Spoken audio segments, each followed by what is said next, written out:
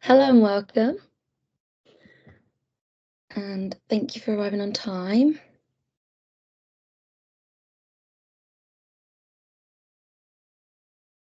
Just waiting for a couple more to join.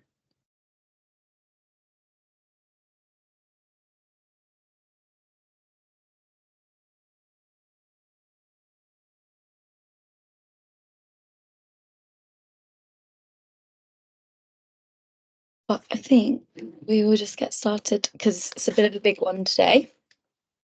So thank you for coming. This is the Intermed School UCAT webinar 3, and it's on decision making. There's a link here that you can sign up to our mentoring.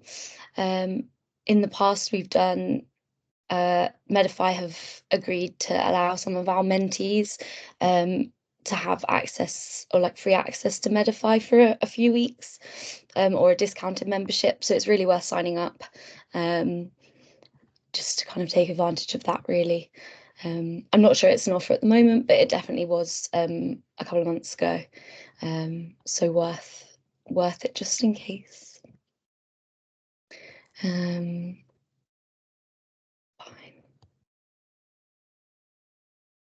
Okay. And just a quick thank you to all of our partners that we couldn't run without them. So they sponsor us to do all of these events. So Medify have provided the questions for me to use for these because it's very difficult to write UCAT questions by yourself. So all of the questions that I use throughout these webinars have been provided by Medify. And then there's all of our other lovely partners as well. So if you don't know much about Intermed School, it's a widening participation charity that started in the summer of 2020.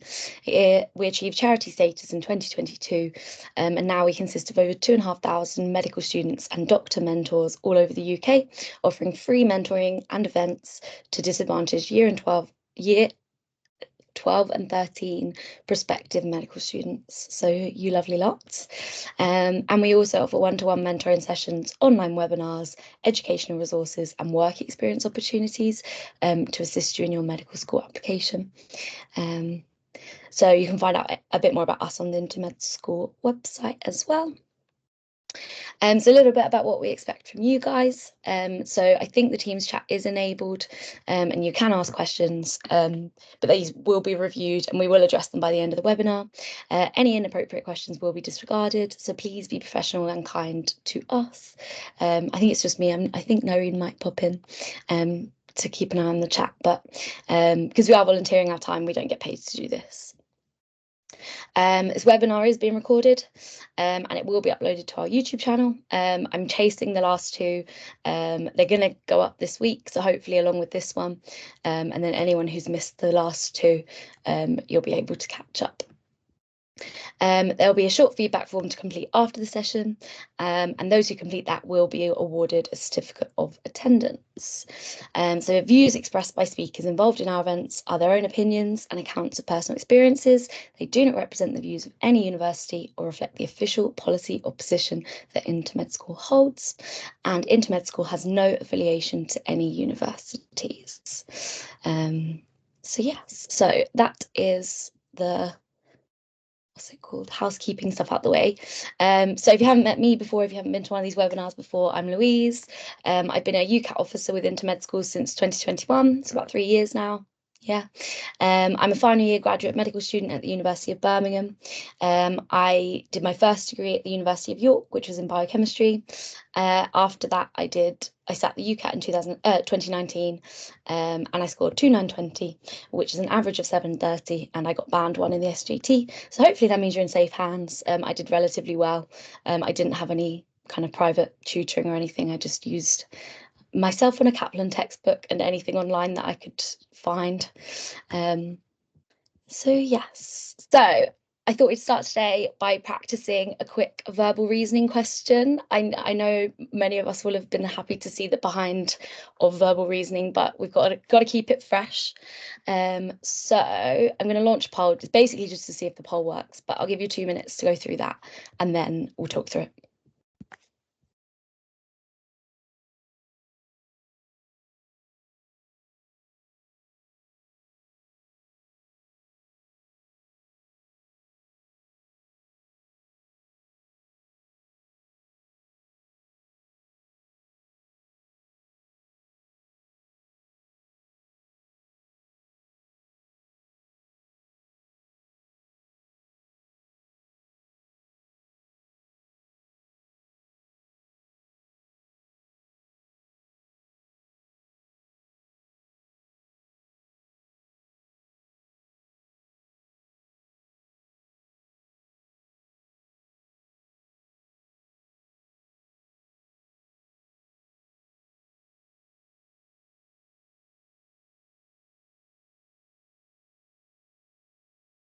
You've had about 30 seconds, so move on to the next one if you haven't already.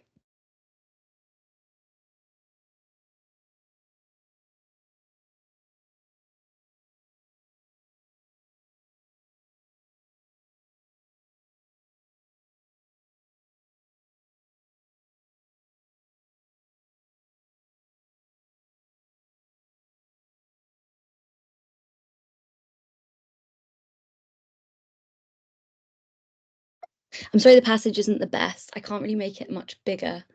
Is anyone else struggling? If you could pop in the chat or raise your hand and I can see what I can do. If not, it doesn't really matter. I'm sorry. It's just a quick. So minute left. So try and do the last two. It should be published as a poll on your screens that you can. Oh. And then there's little arrows in the bottom that you can use to move the poll. And then you should, oh, can you not? Oh, you can't move the poll around the screen. Well, this is going to be fun. Thank you, Dora. It's nice to see you again.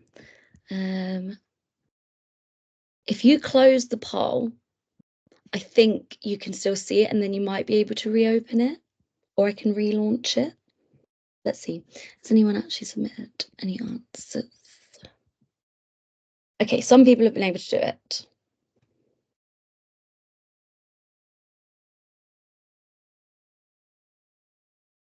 Okay. Well, if you weren't able to do it, it's fine. Obviously, we're trying a new polling software today. We've done Slido, we've done Mentimeter, I think. Okay, so thank you. Someone in the chat has just said if you close the poll, you can read the passage and then you can go back on the poll. So the questions are on the screen as well. So I'll give you a couple more minutes. Wow. I'll give 30 seconds to just submit what you think and then we'll have a go through. I'm so happy we've got Adora here. She can go through all the answers for us.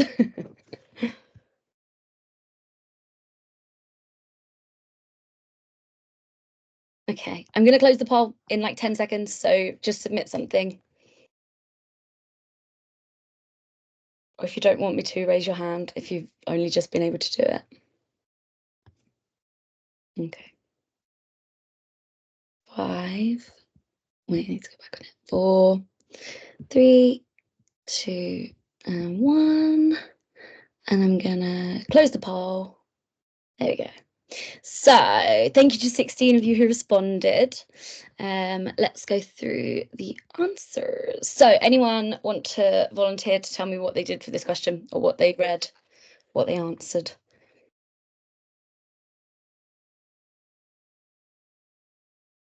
This is a very interactive session, guys, so get used to it. Oh, I've got a chat. So we've got a couple of forces. We've got I can't tell. Anyone want to, if you raise your hand, you can unmute yourself and then you can like tell me where in the passage you think or what brought you to that answer.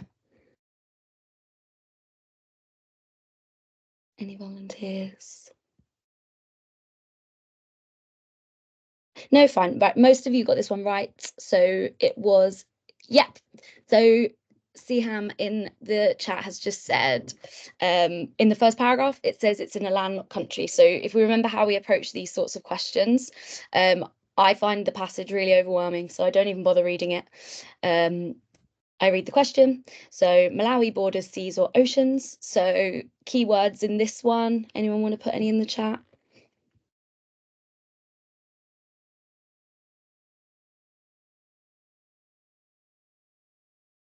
Yay. So we've so thank you, Sophia. So seas, oceans, Malawi and borders. So we know we're trying to look at kind of whether or not Malawi has got kind of stuff around it. Sorry if you couldn't see the poll. When I launch it, it'll come onto your screen. So if you joined a bit late, it might not have come up, but hopefully for the next ones it will work.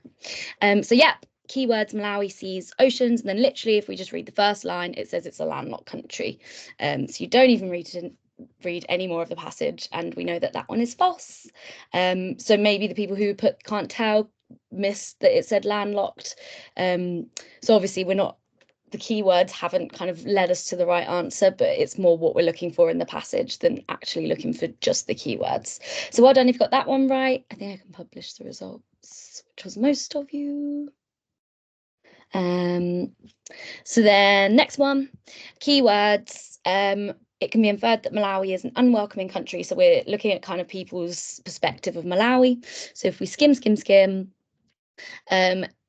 we get to the final paragraph and it says, the country is also nicknamed the warm heart of Africa because of the friendliness of the people. So that one is also false. So well done. Most of you got that one right as well. So for this one, Malawi's president is Hastings Banda.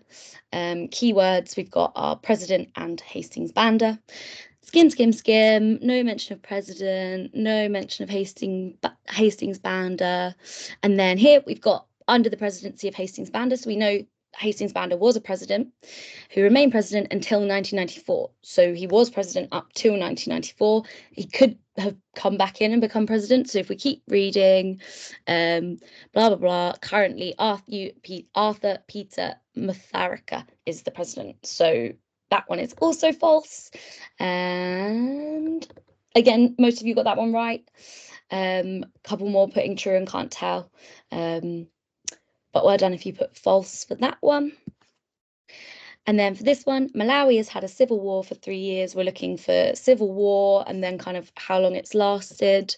Skim. I couldn't find any mention of any civil war or war in here. There's some conflict in the past. It's diminished considerably, but there's no mention of a civil war or whether it's ongoing. So the answer for that one is can't tell. And most of you put that one. So well done. Any questions about that? There is a Q&A. I'm not sure if you can write in it, but I can see the chat. So yes. Happy with verbal reasoning, hopefully. Cool. So let's move on to decision making. So that's this week's. So decision making, it assesses your logic, your problem solving, your evaluation. Oh, someone said they don't understand. So this one you don't understand the answer for. I'll go over it one more time and then we'll move on. So Malawi's president is Hastings Banda. Is that the question? I think that's what they said. So let me show you. I haven't had my laser pointer on. So that's we're just trying to see if the passage agrees with this. So I looked for Hastings Banda and it says Hastings Banda here. So Hastings Banda was the president until 1994. So he's not currently the president, whereas this says Malawi's president is Hastings Banda. He was the president up to 1994, and then the current president is Arthur Peter Mutharika. So this one is false. Does that make sense?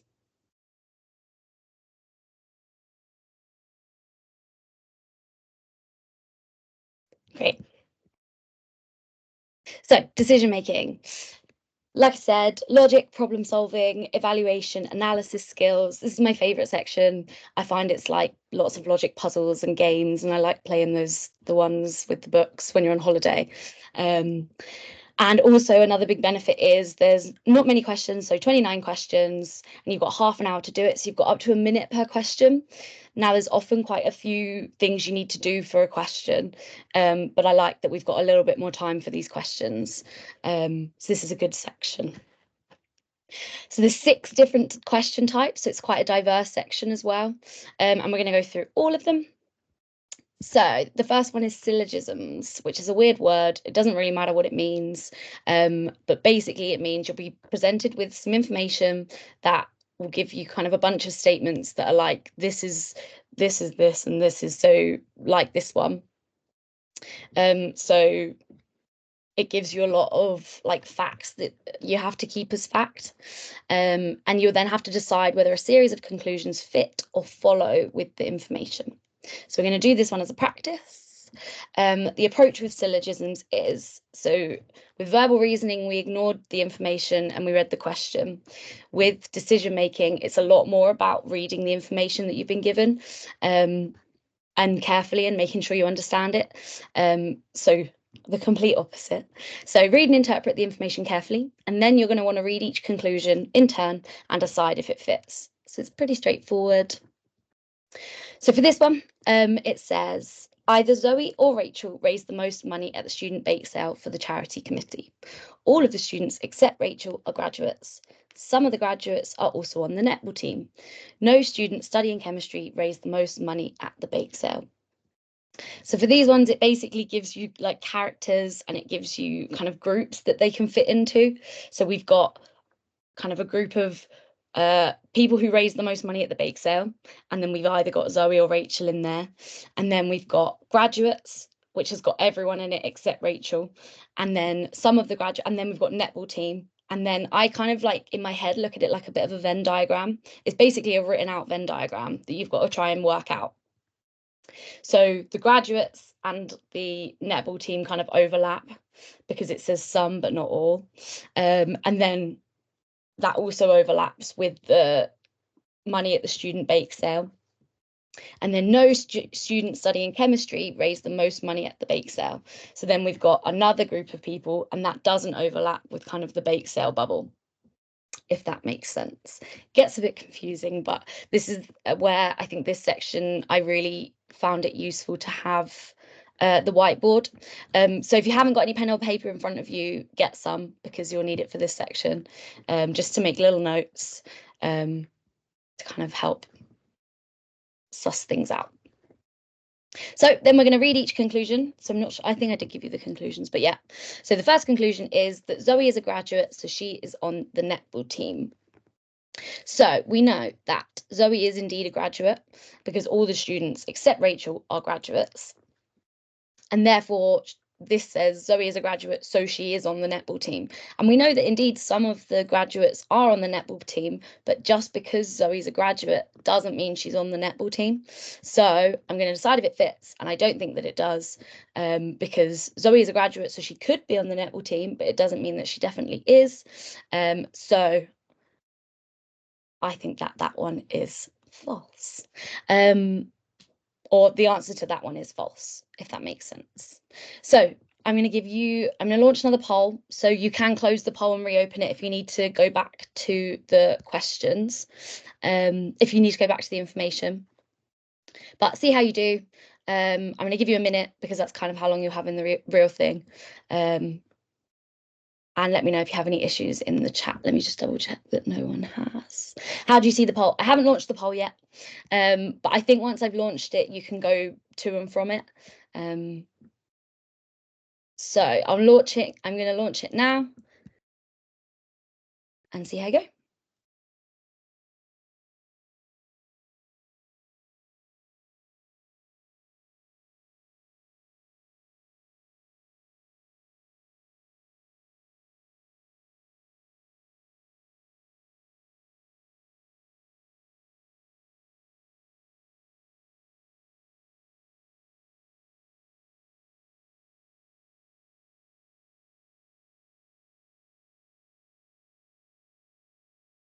So the poll gets posted in the chat. So if you close it on your screen, you can click on it in the chat and you should be able to go back through it. So you can't open it. Interesting.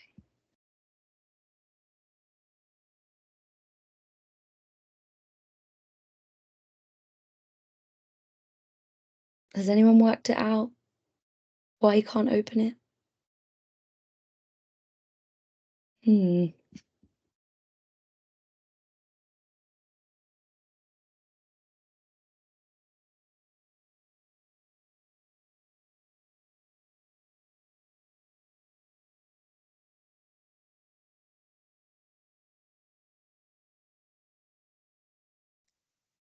Let me see if it might be that there's a person limit.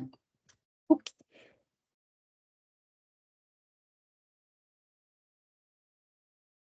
We've had a lot of interest in these, more interest than we normally get in these things. So it's really difficult to have found like a polling software that allows enough, as many of you as possible to kind of respond. No,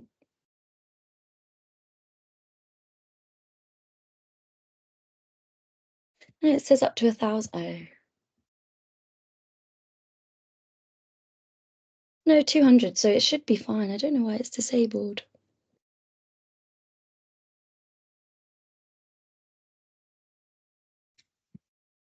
Any suggestions?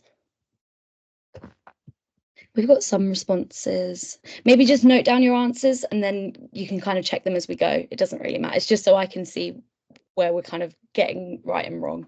You don't get any prizes. You might get shout outs, but I don't know whether that's a good thing. So submit your answers if you've been able to access the poll. I'm really sorry if you haven't. I'll try and work that out as we go. I don't know why it's disabled. I don't even have poll settings.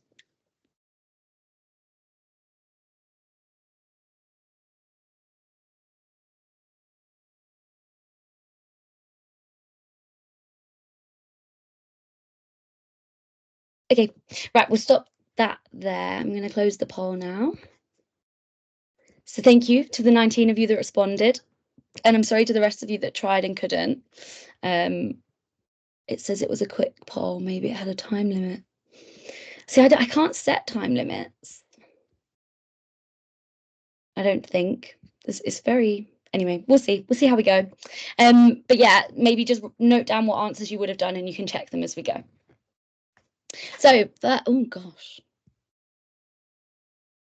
Oh, I haven't even... So for the first one, it's if Rachel raised the most money at the bake sale, Zoe is studying chemistry.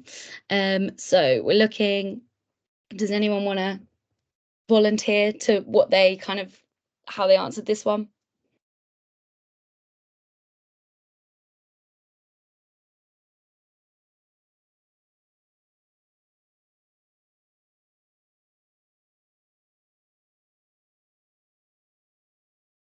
No, that's fine. I'll just go through it. So if Rachel raised the most money at the bake sale, Zoe is studying chemistry. So if it's either Zoe or Rachel who raised the most money at the bake sale, and this is saying if Rachel raised the most money, then Zoe didn't. Then all of the students except Rachel are graduates. Some of the students, so no student studying chemistry raised the most money at the bake sale. So Zoe could have been studying Zoe could have been studying chemistry, but just because she didn't raise the most money at the bake sale doesn't mean she isn't studying chemistry. So I think I would say that the answer is no. Yeah, it is no. So well done if you got that one right. Most of you did. So Rachel is not a graduate, so she is not on the netball team. So again, this says some of the graduates are also on the netball team. So it doesn't mean just because you're not a graduate, you can't be on the netball team. So that one is also no. So well done, most of you got that one right. Literally, nearly all of you got this one right. So if Zoe raised the most money at the bake sale, she is not studying chemistry. So we've got an explicit statement that says no student studying chemistry raised the most money at the bake sale. So that one is yes. So well done. And then if a graduate raised the most money at the bake sale, Zoe does not study chemistry. So interesting. So if a graduate raised the most money at the bake sale, so we know that everyone except Rachel is a graduate. So if a graduate raised the most money at the bake sale, that means Zoe raised the most money at the bake sale, then Zoe does not study chemistry. So if Zoe raised the most money at the bake sale, then she can't be studying chemistry. So that one is actually yes. So well done if you got that one right. Most of you actually got that one wrong, but it is a fiddly one because it's referring to Zoe twice in two different ways. So it was a tricky one. Any questions about those? Sorry, I do speak. Oh, there we go. True, I said no. Fine. Sorry, I do speak quite quickly, so I'll go back over it. Can you repeat the answer for the second and third? So Rachel is not a graduate, so she is not on the netball team.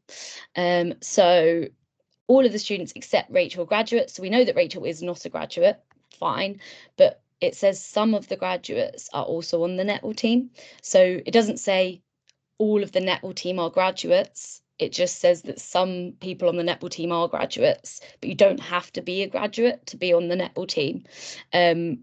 So Rachel was not a graduate. She is not on the netball team is no. Just because she's not a graduate doesn't mean she can't be on the netball team. Does that make sense? Is it Harren? Could you thumbs up me? Great. And then if Zoe raised the most money at the bake sale, she is not studying chemistry. So it says literally no student studying chemistry raised the most money at the bake sale. So if Zoe did indeed raise the most money, she can't be studying chemistry. So that one is also no. And does everyone get the last one? Because quite a few people got that one wrong. Can you thumbs up me? Can you react? Yay, thank you. I love all the reacts. People were more reactive last week. I love the reacts, so keep them coming. Oh, we've got some hearts. There we go. Okay. People aren't really understanding the last one. That's fine. So I'll start it again. So if a graduate raised the most money at the bake sale, Zoe does not study chemistry. So if we start with the first half, if a graduate raised the most money at the bake sale, that means we know that it's either Zoe or Rachel raised the most money. And we know that Rachel is not a graduate. So therefore, Zoe is a graduate because all of the students are graduates. Actually, let me draw this. So I wish I had a pen. So if this one is raise the most money at the bake sale, that's red. There you go. Then we've got graduates.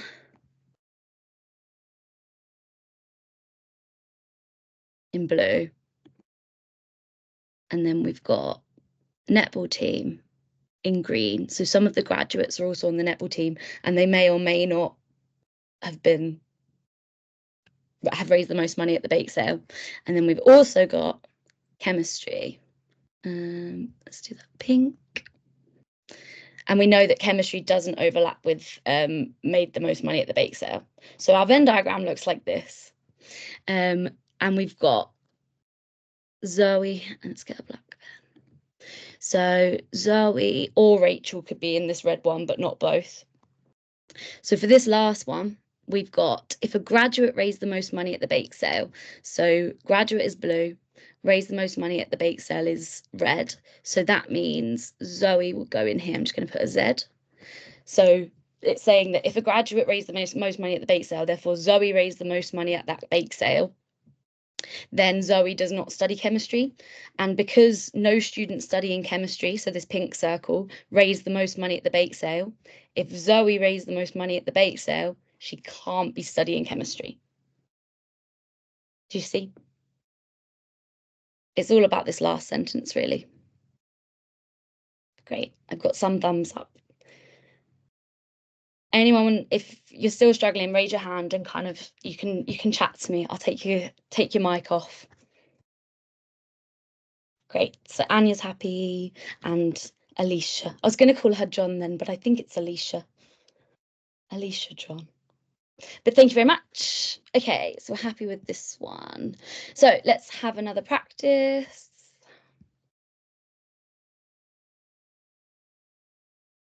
I'm going to launch another poll.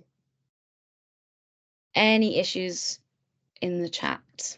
And I'll give you another minute.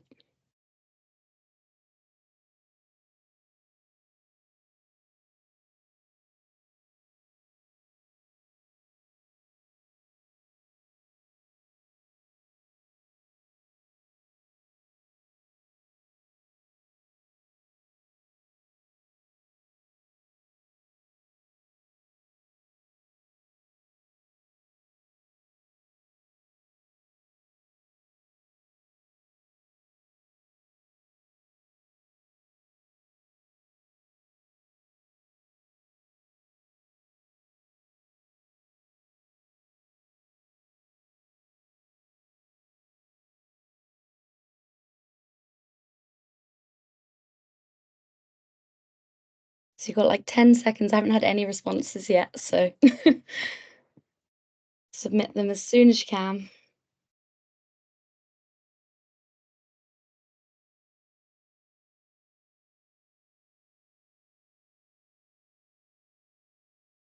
Can people see this poll? Okay, we've got some responses. So start submitting them now. I'm going to close it in 10 seconds.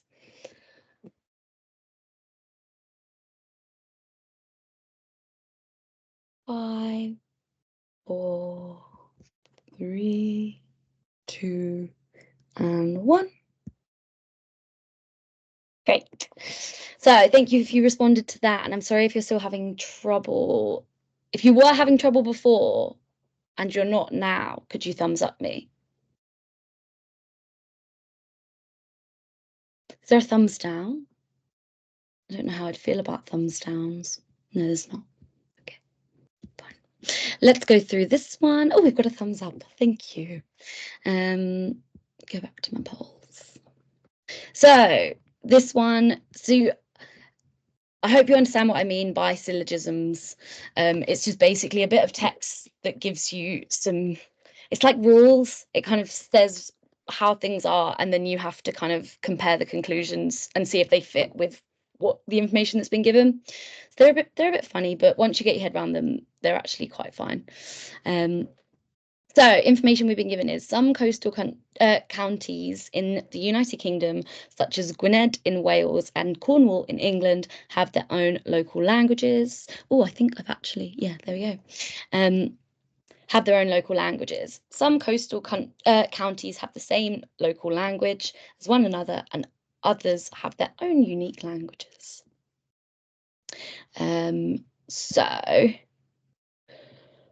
then we're going to read each conclusion. So I just go one at a time. So I start with the first one. So the local languages of the coastal counties in the United Kingdom are not English.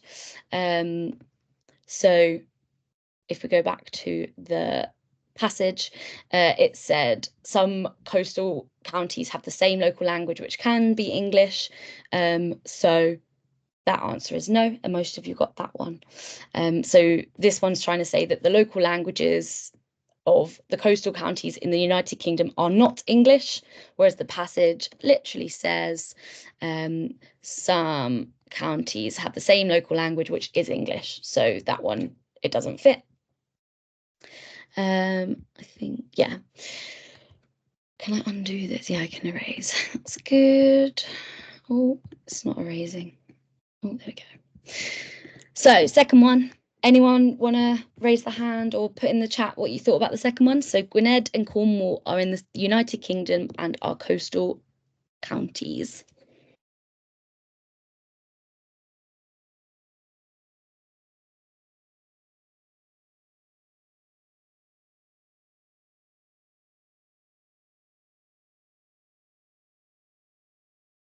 Oh, thank you very much. So we've got a lot of people saying yes. Anyone want to say why? Why is it yes?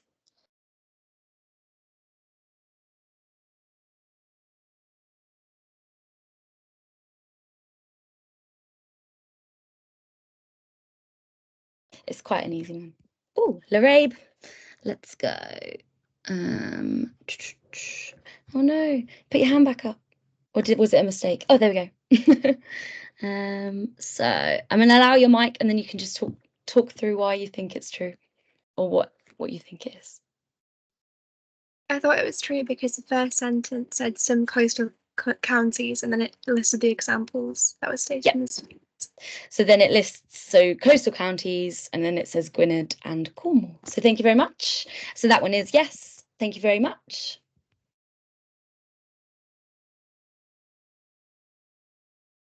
There we go. So yeah, that one was yes, and I think most of you got that one right. Yeah, well done.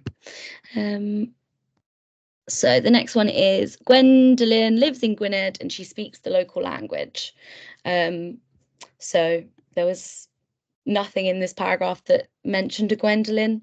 She may live in Gwynedd and she may speak the local languages, but this one's no, because we don't know. So actually we got a 50-50 split of yes and no on this one. So because it's introducing new information. So like Gwendolyn, we don't know who Gwendolyn is, and just because she lives in Gwynedd doesn't mean she speaks the local language. If this was a verbal reasoning, it would be like a can't tell, but it doesn't really fit with the passage, because it doesn't say it has local languages, but just because someone lives there doesn't mean they speak the local language. Does that make sense? Can I have some thumbs ups? Wait, I can do thumbs up too. Oh, yay. Great. Thanking you all, because it feels like I'm just speaking to myself on a screen. Okay, thank you all. Right. If a county in the United Kingdom is coastal, it will have its own local language. So this one, it just says some coastal counties have their own local languages. Sorry, it's the first one. Some coastal counties have their own local languages. So that's saying that all of them do. So that's also a no. And most of us got that one right. So yeah, it's not necessarily true. It's only some, not all of them. And then Cornwall in England and Gwynedd in Wales have the same local languages. That one I think is also no, because we've got the two here and it says they have their own, and it says some have the same and others have their own unique, but it doesn't mention what the one for Wales and the one for Cornwall is. So we're assuming it's no. So well done if you got those right. Any questions about those?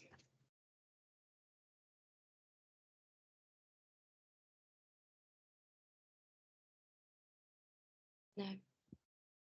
Good. So we're going to do a non-quiz poll. So that's syllogisms. I know they're a bit funny, but you did really quite well on the questions. So how do you feel about syllogisms? I've done a poll. You don't even need to react. You can actually react on the poll. So great, good, just okay, not so good, and not great. I'm hoping it's good. It's fine. Yay, we've got lots of goods. Some greats, some just okays.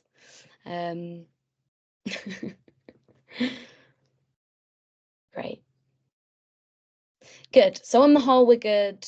Some people not so good. So if you're struggling with syllogisms still, search UCAT syllogism questions and just practice them, and they'll start to make a little bit more sense. They can get a little bit funny, but just practice with like the drawing of the diagrams. But some people just don't like them. But I'm glad that on the whole, we are liking them. Good. Let me close that poll.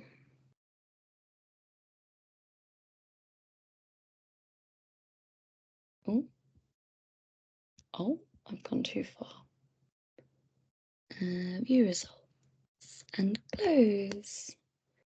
So, do we have any questions on the Q&A? I'm going to just put a little syllogism question mark.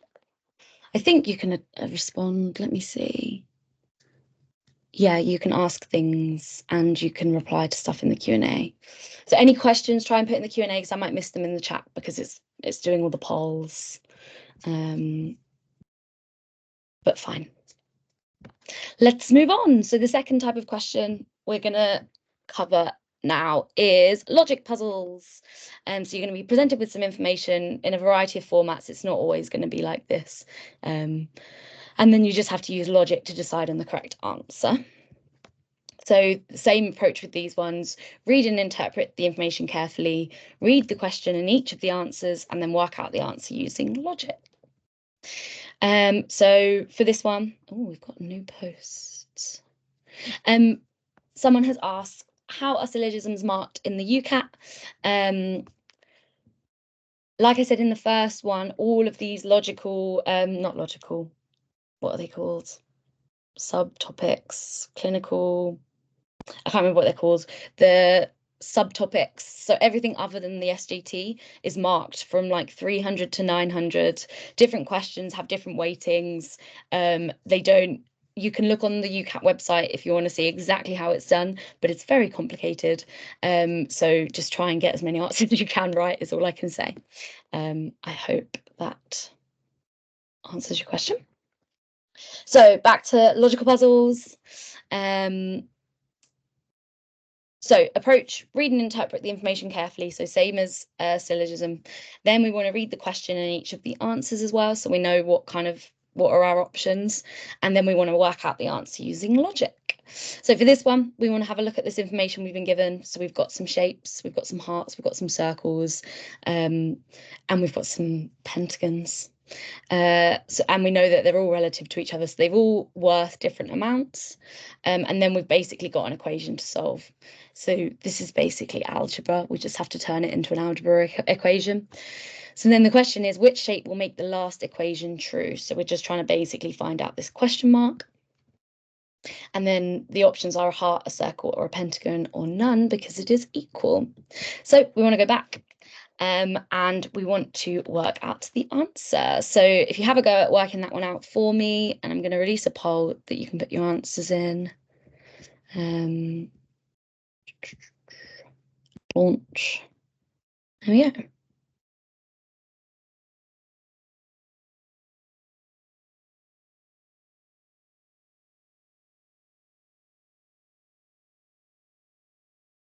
Let's see.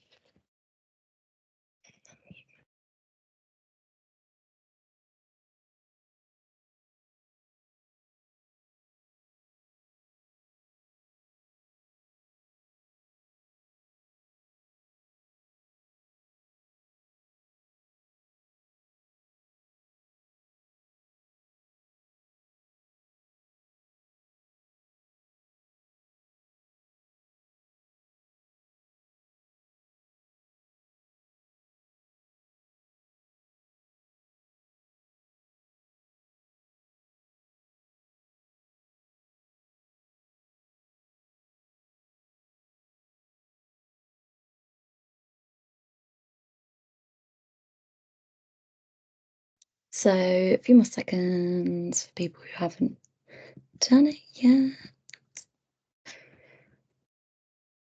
How many people are still struggling with the polls? Are you just not getting them?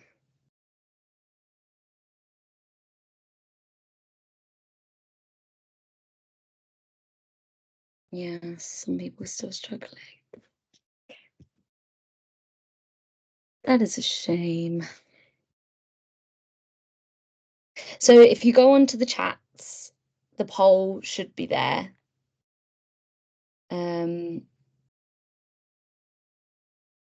It might be because you joined from a different link or something. I think it's only people who've registered that might be able to access the poll. It's coming up with something at the top, saying that some people might not be able to access it if they have certain emails or something. So if you make sure you're registering and clicking through the right links. I can't find a setting to kind of edit it. But we'll end that one there.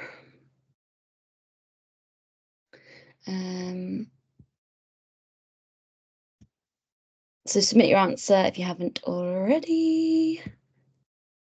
Great. There's 15 people listening, which is great. And most of you got it right. So just quickly, we've got 2 hearts equals 3 circles, and 2 pentagons equals 2 hearts plus a circle. So we can basically put these two into one equation. Oh, I can draw. That's fun. Put these two in terms of one equation,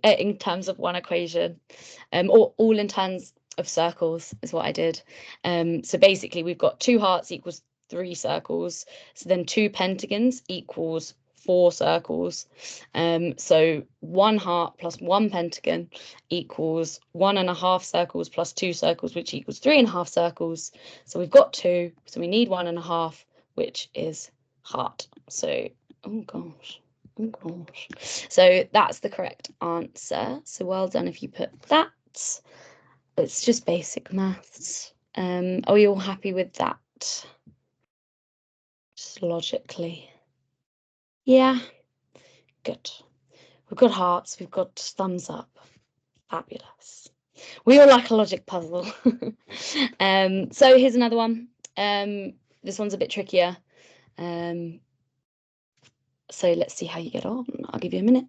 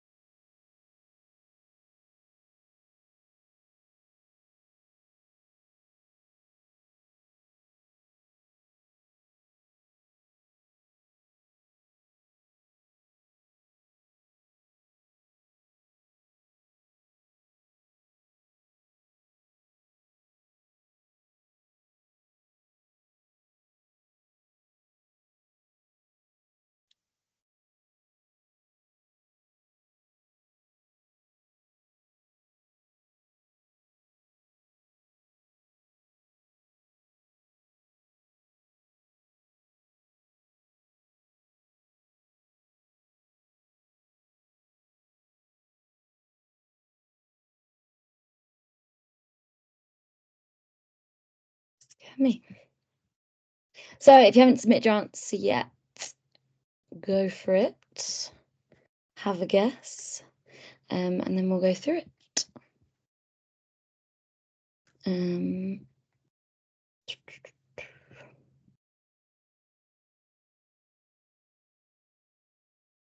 Oh, I haven't closed that one.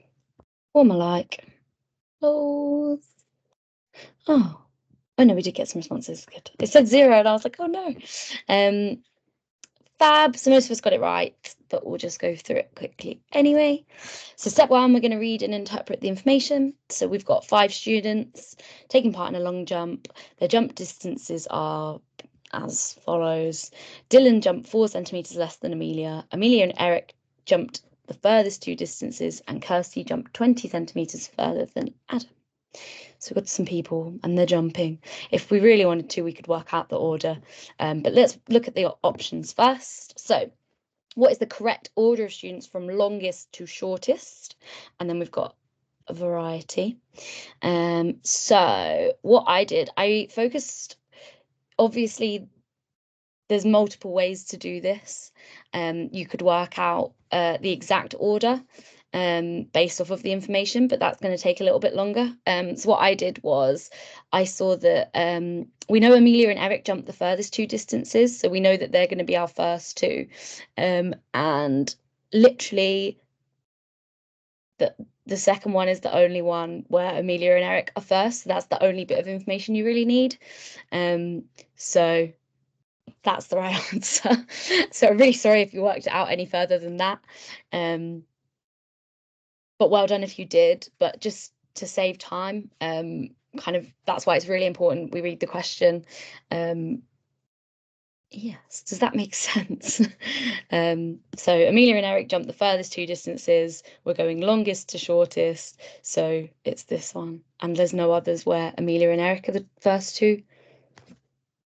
Give me some thumbs up if that makes sense. Great. Fabulous. I thank you. So well done if you got that one right. Good. How do you feel about logic puzzles? Oh, there we go. I'm launching that. I have a feeling we liked them a bit more than syllogisms because they were a bit funky, weren't they?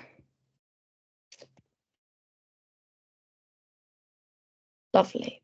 Got some goods, we've got some okays. We've got a bit more greats, which is good. So it looks like only like, 17. So you should find the poll in the chat. So if you look for the chats, you'll find the poll and then you should be able to vote on it. We've got a not so good. I'm sorry if you don't feel so good about logic puzzles. Practice, practice, practice is key with these. So the reason I'm asking you how you feel about them is so that you identify which of the question types that you're struggling with the most. Then you can go away and practice them, because unfortunately it's not something that can always be taught. So at 22, I've got 55 on the call, so 33 of you either can't use the polls or just don't want to. But that's fine. But 23, that's good. That's fine for me. But thank you to you that are responding. Close. Fine. Any questions about logic puzzles? People that are struggling with it, is it anything that I can answer about them? They are, again, quite diverse. But it's a little bit of maths. The poll isn't working. Yeah, okay. I'm sorry. It's working for half of you somehow, but not for the other half. It's saying some of you aren't in my organization, which and like it's saying some people are unverified. So I don't really understand what that means. So maybe when you register, make sure you're verifying or clicking the registration link and stuff. Good. Fine. Next question type is recognizing assumptions. This is the last kind of question type we'll do, and then we'll have a little break. So you're going to be presented with a question or a statement. Then you'll be given a series of arguments for or against the statement, and you must decide which of the arguments is strongest. So kind of like this, select the strongest argument from the statements below. I haven't even given you the question or statement here. Excellent, good one. So the way we approach these ones is we read the statement and we identify the key aspects, so a bit like verbal reasoning. We then evaluate each of the arguments and we identify any assumptions, and we decide which argument is the strongest. So I'm going to do a quick little word cloud. Someone just asked, are these subtopics in decision making in the order you're teaching us now, or is it in a random order? So these are the question types.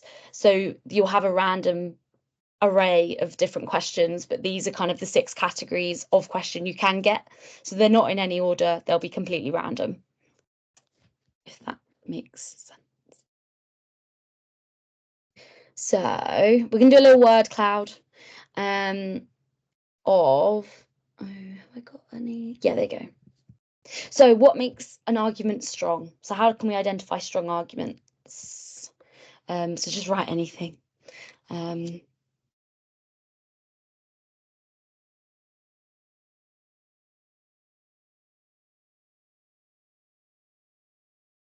if you can't respond in the poll, oh, there we go, fabulous. Statistics that are relevant, good. Evidence, yeah, facts, perfect. Based off facts, statistics that are relevant, no assumptions, well done.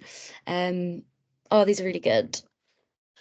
Yeah, we're picking up all the right things. Facts, evidence, structured wording, a good ethos. Ooh, pathos. I don't know what that means. So you're teaching me things. Mind maps, yeah, that kind of helps us to structure our arguments, but proof, lots of evidence and reasons, and yeah, good. I think we have some good understanding of what makes a strong argument, but in the center there, we've got facts and we've got evidence, and we've got lots of thumbs up for those, so that's good. So when we're looking at our arguments, that's exactly what we're going to be looking for. That it's based off of evidence, it's facts, and that there's no assumptions. And there's kind of like a little key in the name of this section of recognizing assumptions. We want to avoid picking assumptions because they're not, they don't make strong arguments. They are weak. Fine. Close. Lovely. So The approach to this one, we're going to read the statement and identify the key facts. So this is our practice one. So should the government introduce harsher punishments for speeding to improve road safety? So what are the key aspects of this question? I'm going to do another word cloud because I love them.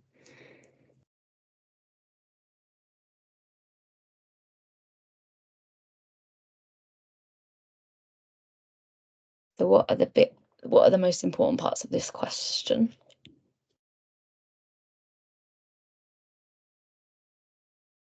So we've got improvement, and we've got harsh punishments, and we've got harsher punishments, road safety, speeding, and improve.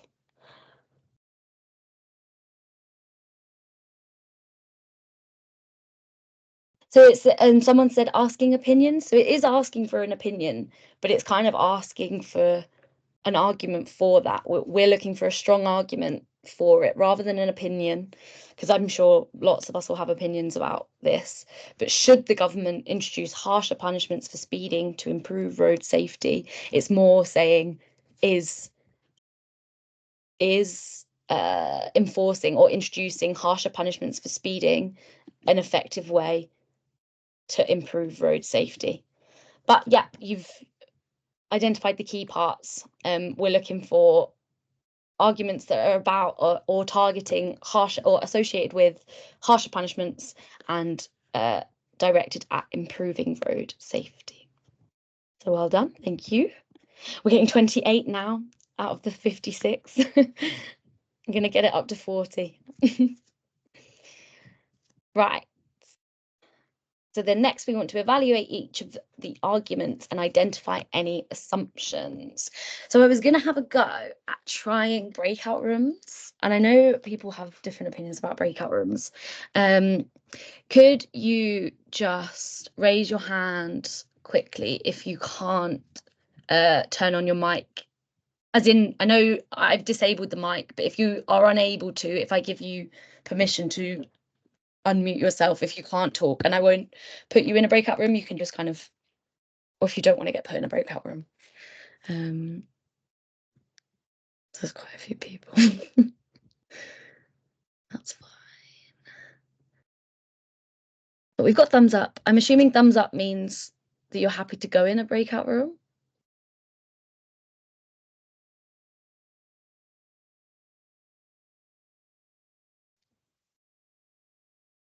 So maybe we'll just discuss them in here. Yeah, okay, quite a few people can't. So you can all put your hands down now, that's fine. Thank you so much. So we're going to evaluate the arguments and we're going to identify any assumptions. So does anyone want to unmute themselves and tell me what they think of these arguments? Oh, I can't tell if you've got your hands up now because of the breakout room thing. So we've got a rule. Have you put your hands up because of the breakout thing or because you want to tell me about assumptions? I'll let you unmute yourself. I'm going to allow your mic. Oh, Aruj, sorry, not a rule. I think you spoke last time though, so oh no, he's put his hand, they put the hand down. Right, Phoebe. Would you like to tell us what you think of these arguments? I've allowed your mic. No. Probably because she's not allowed a mic. That's fine. I think Lorraine has. I think I'm calling them Lorraine, but that's fine. Whatever. Lorraine, would you like to tell us what you think of these? There we go. I think the first one's quite subjective because if it's like dangerous, it could be seen as dangerous to one person but not to another.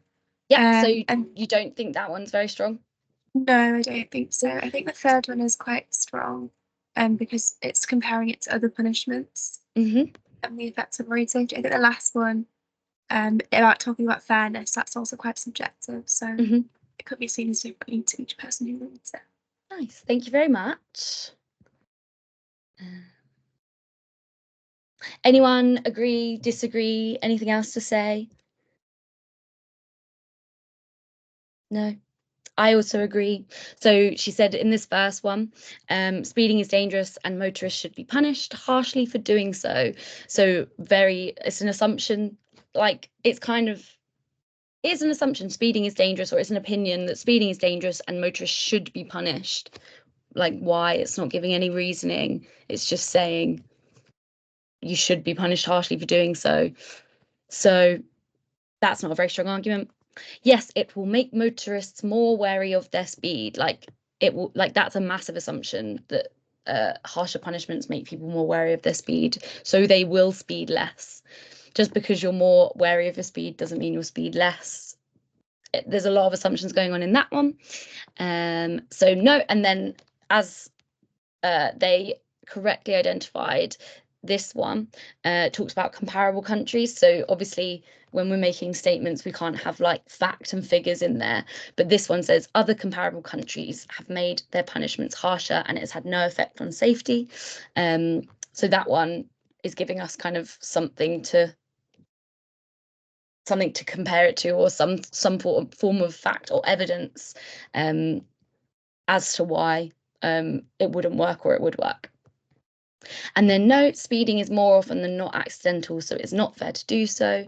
So that's a massive assumption, isn't it? That speeding is more often than not accidental. So thank you very much. We've done this one and we've decided which one is strongest. So let's do another one all together. Well, actually not all together. You guys can do it and then we'll talk about it. I'm going to launch the poll. Give me a second.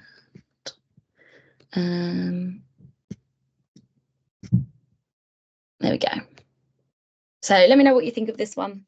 I'll give you a minute and then we'll talk about it.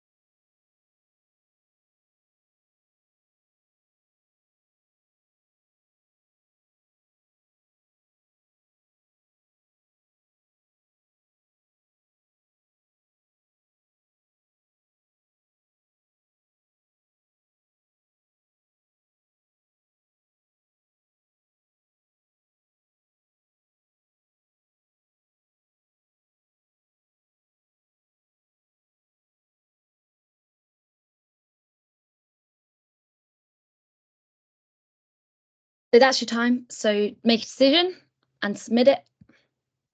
It's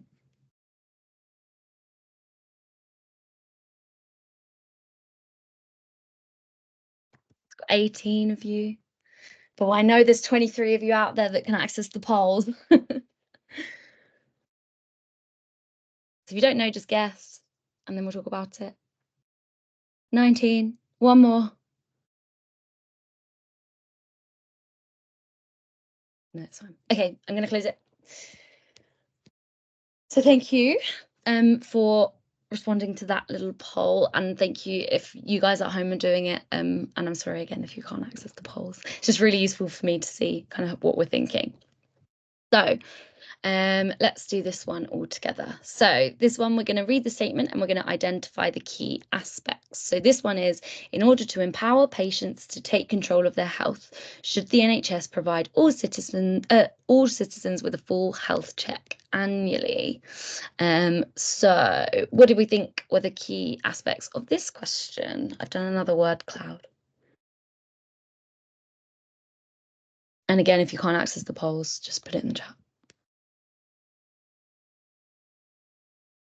Empower, fabulous. So empowering patients. It's all about the health in the NHS, but yeah, it's really associated with empowering patients. So let's highlight that. And we're taking control, aren't we? Just put that. It's all about control of health and responsibility for health, isn't it? Yeah, well done. Control of health. And then we're also looking at full health checks. Yeah, so full health check. So thank you for that. So that's our key aspects. So we're looking for arguments that talk about empowering patients, talk about control of health, and then like whether a full health check would be able to do that. So then we're going to evaluate each of the arguments and identify any assumptions. So what did people think of this first argument? Anyone want to raise their hand or put anything in the chat? So someone said they've selected the first option because the second option said regularly while the statement said annually, and it's also about empowering patients, so it shouldn't focus on costs. So let's read. Yes, providing all patients with a full health check would give people the information they need to make their own decisions concerning their health. So it's talking about providing all patients with a full health check. And it says, and it would give people the information they need to make their own decisions. Again, I can't really identify any assumptions here concerning their health. So we're talking about decisions and health. So we've got someone who has gone with the first one. Anyone want to comment on the second one?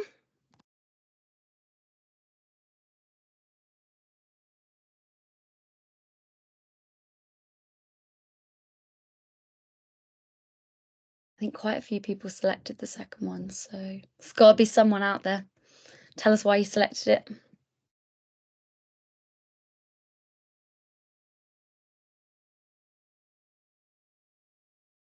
Yeah, most of you put the second one. Anyone want to put in the chat why they clicked the second one? Anyone want to raise their hand?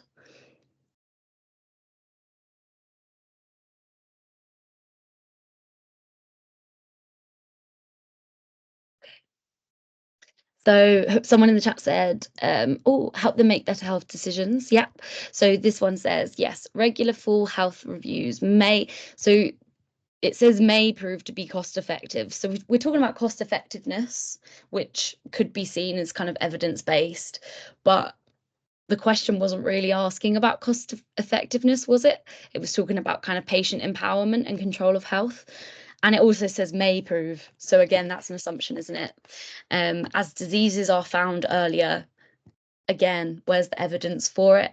It sounds great, but again, it's an assumption that health checks, and this wasn't really about identifying diseases earlier. It was about empowering patients. And then make better health decisions. Again, it's empowering, it's talking about kind of making better decisions rather than kind of taking control of their health. So again, this one's the top one is more about giving them the information they need to make their own decisions, whereas this one's talking about kind of cost effectiveness and making better health decisions. So I would agree that this one is stronger. And what about the last two? Any comments on the last two?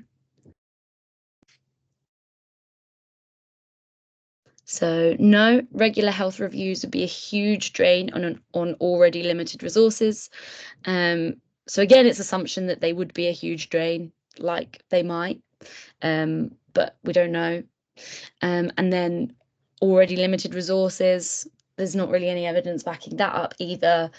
The question wasn't talking about resource allocation or kind of, again, the cost effectiveness of health checks. So that one's not really that relevant either. And then the final one, people at increased risk from particular diseases are usually screened for them anyway, so there would be limited improvement in health outcomes. Again, we're not talking about health outcomes or screening, so that one's not relevant. So I would agree with Malika, and that one is your strongest argument. So well done if you put the first one, and I hope you understand why it's not the second one. The second one might be a stronger argument if we were talking about cost effectiveness and kind of identifying diseases or making better health decisions, but we're not. We're talking about kind of control and empowerment, and the first one addresses that the best. Is that okay? Can I have some thumbs up if we're happy with that? Thank you very much. Cool. So how do we feel about recognizing assumptions? I know we've only done a couple of questions.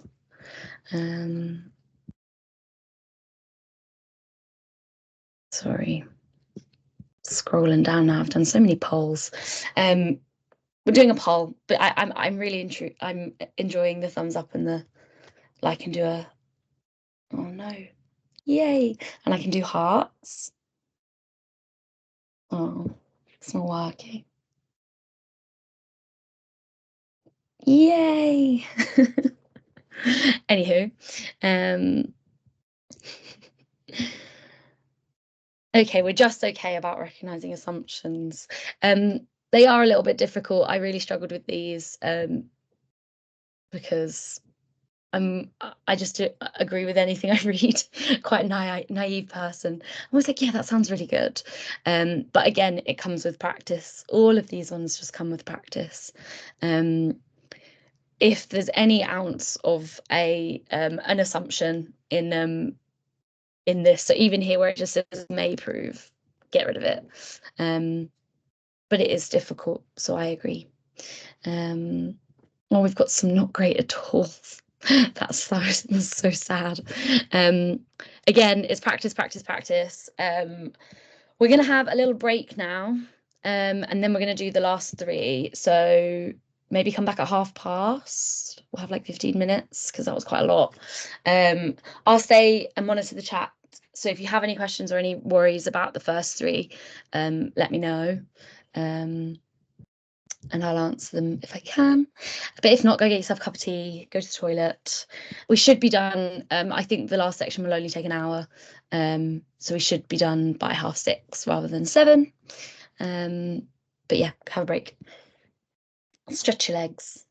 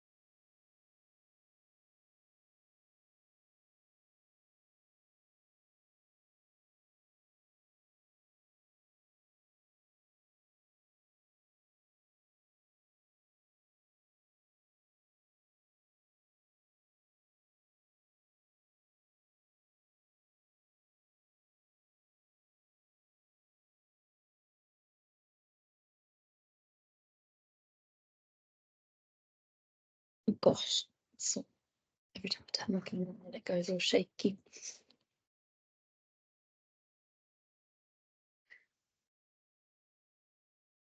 Okay, while we've got a few minutes, if anyone that is here, I don't know if anyone's gone, is having issues with polls, let's try and fix it.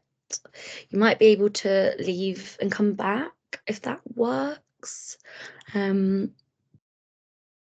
I've had a look at all my settings and there's nothing I can change on my end. It might just be if you're joining on a phone or an iPad, there's been issues in the past.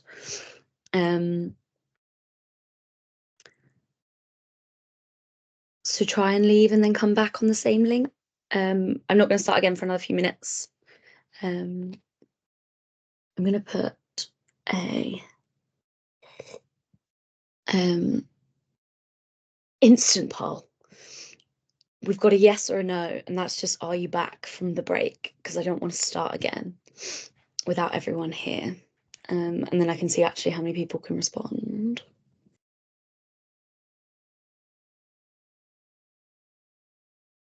Okay, so we've got 8 of us back. We've got 10 of us back.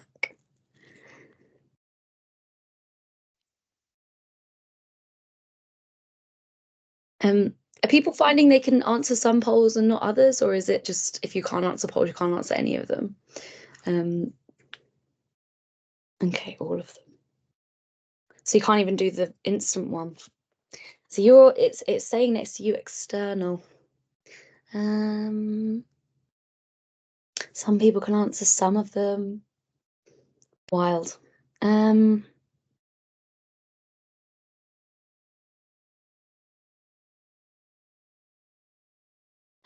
I'm sorry if you can't.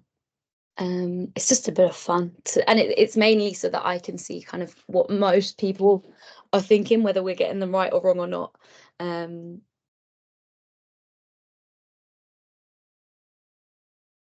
I could probably find out if your votes are, but it doesn't matter. They're just there to kind of get people involved. I've been able to answer all of them. College Teens account. Yeah, it might be if you're kind of coming from a logged in Teens account. Maybe if you're not logged in or something. But it's not the end of the world if you can't. Again, it's just for me to see how we're doing and that people are good or bad. If you're still able to react and stuff and you can talk on the chat, then that's absolutely fine. I'm just really sorry it hasn't worked. I've been trying all sorts and I was like, oh, why don't I just use Microsoft polls? But it doesn't seem to be working that well. So 16 of us back, but there's 52 on the call. That's really bad odds, isn't it? I think I got rid of the slider as well. I'll have a think. I will have a think.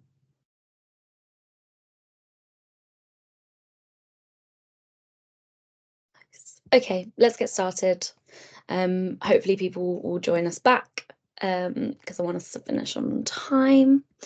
Thank you for chatting to me in the chat. It makes me realise that there are actually people here because it's very strange just in my room talking to a screen. Fine. Lots of hearts. Nice. Okay, so for the next hour or so, we're going to talk about the final 4 question types of decision making. So in the first half, someone highlighted, they asked whether the questions would be asked in this order. So kind of one syllogism and no, these are just the 6 different types of questions you can get in a decision making section. You'll probably just get a random assortment of all sorts of different questions, but probably at least one of the 6, because I think there's only like 29 questions, so probably like 5 of each, but that's just me assuming, so it's not a very strong argument. So let's move on to interpreting information. So in these types of questions, you're going to be presented with some data, and that can be as text, tables, or graphs. So in this one, we've got a table. and you'll have to interpret the data from the information given to decide whether a series of statements are correct. So with this one, it's like which of the following statements must be true, and then you just have to select the correct answer. It'll always be like multiple choice. It won't be like a yes, no. Yeah. So the way we approach these ones are we read the question and familiarise ourselves with the data. So this is really important. So looking at the units, looking at what the data shows, what time scales, just kind of getting our head round what it's trying to tell us. But obviously you don't need to deeply understand it. You just need to kind of get the gist of the data. Then we want to read, it says read each statement. It's not read each statement, but read each of our answers carefully, compare it back to the data and decide which of the statements fits with the data. So step one, we're going to read the question and familiarise with the data shown. So I'm going to launch a poll, but feel free to put stuff in the chat because I know not like literally less than half of you can actually access this. So what does this data show? What is this data?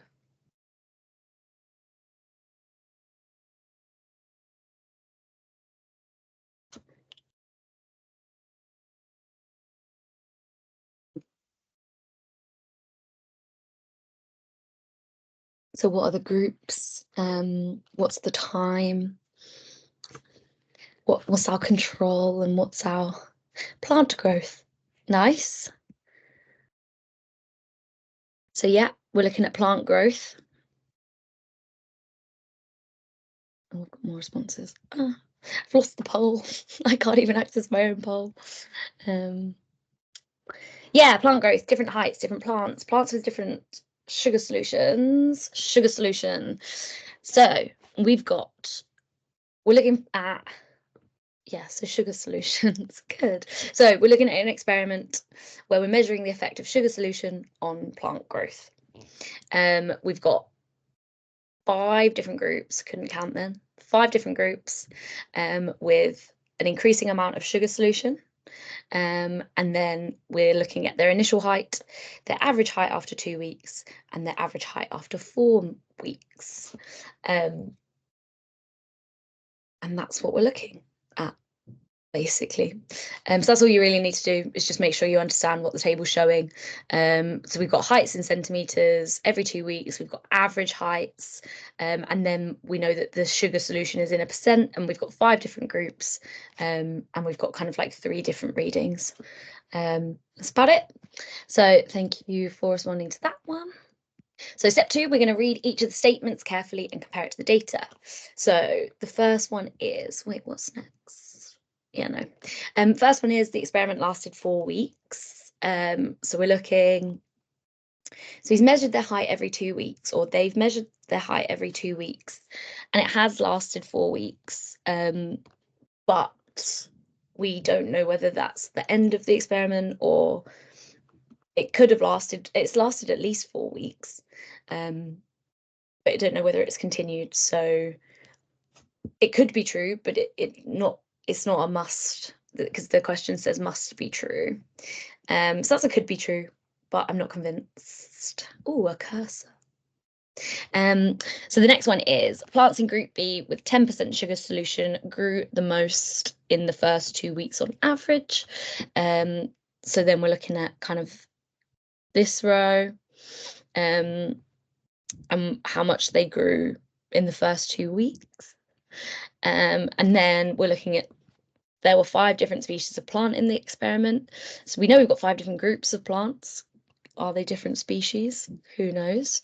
So, and then we've got plants with 40% sugar solution died after 4 weeks. So it does say that they've died, but let's see what we're thinking. So I'm going to launch poll, see what we're thinking. Note your answers down, or which one you think must be true, and then I'll go through it.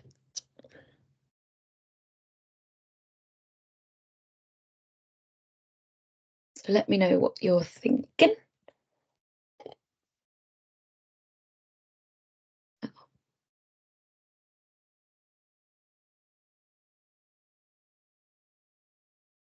think you can see each other's responses. Oh, maybe you can see the results. I don't know. Let me close it. Oh no, I'm going to reopen it, but I think you can see the correct results, can't you? I don't know. I've reopened it. Carry on as you are.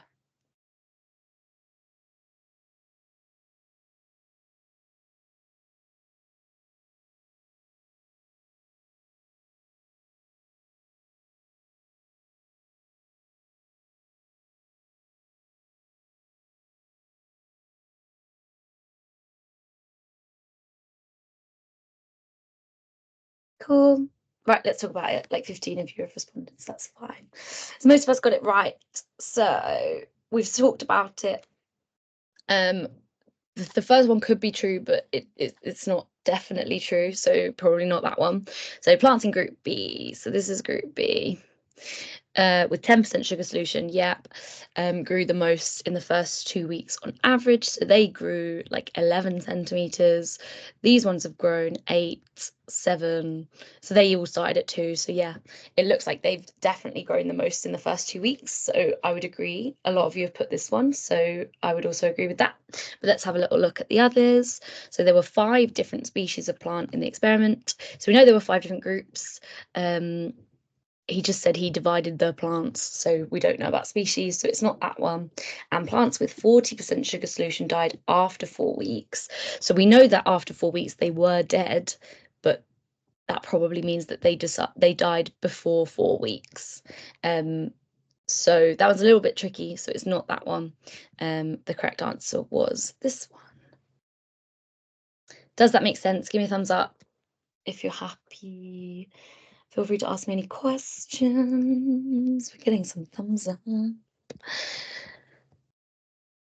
So yeah, it's just trying to efficiently work out things is the whole UCAT. It's just trying to be quick.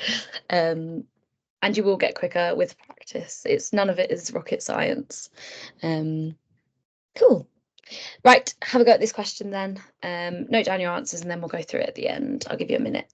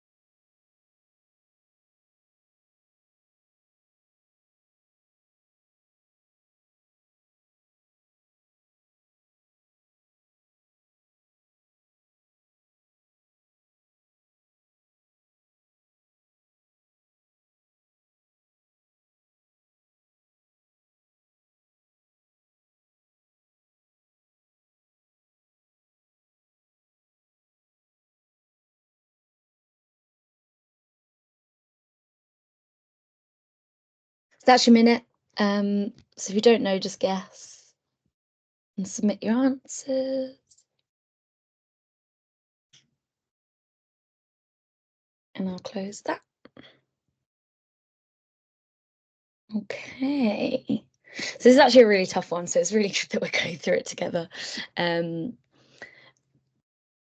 So let's see what we should do. So, first of all, we're going to read the question and familiarise with the data shown. So I'm going to do another little word cloud. What does this data show?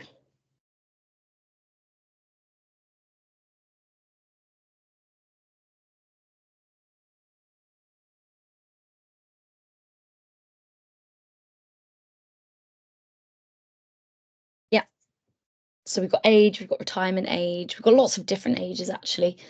So it makes it a little bit confusing. So actually, I think the keyword is expected retirement age.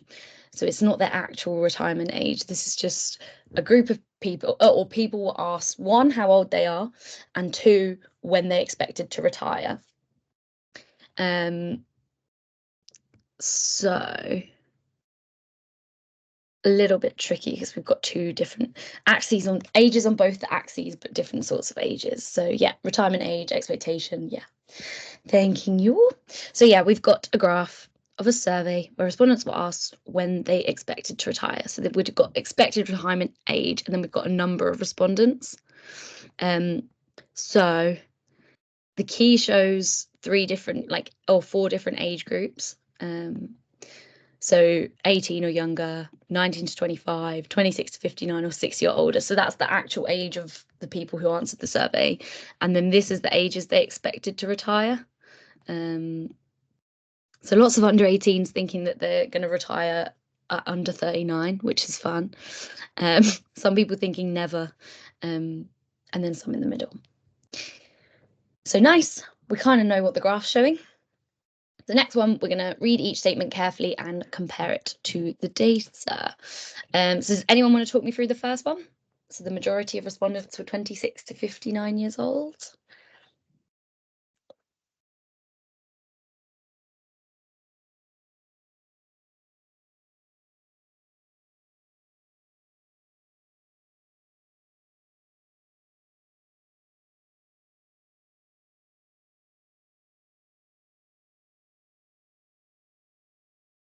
Any comments on that one? I think some people selected this one as an answer.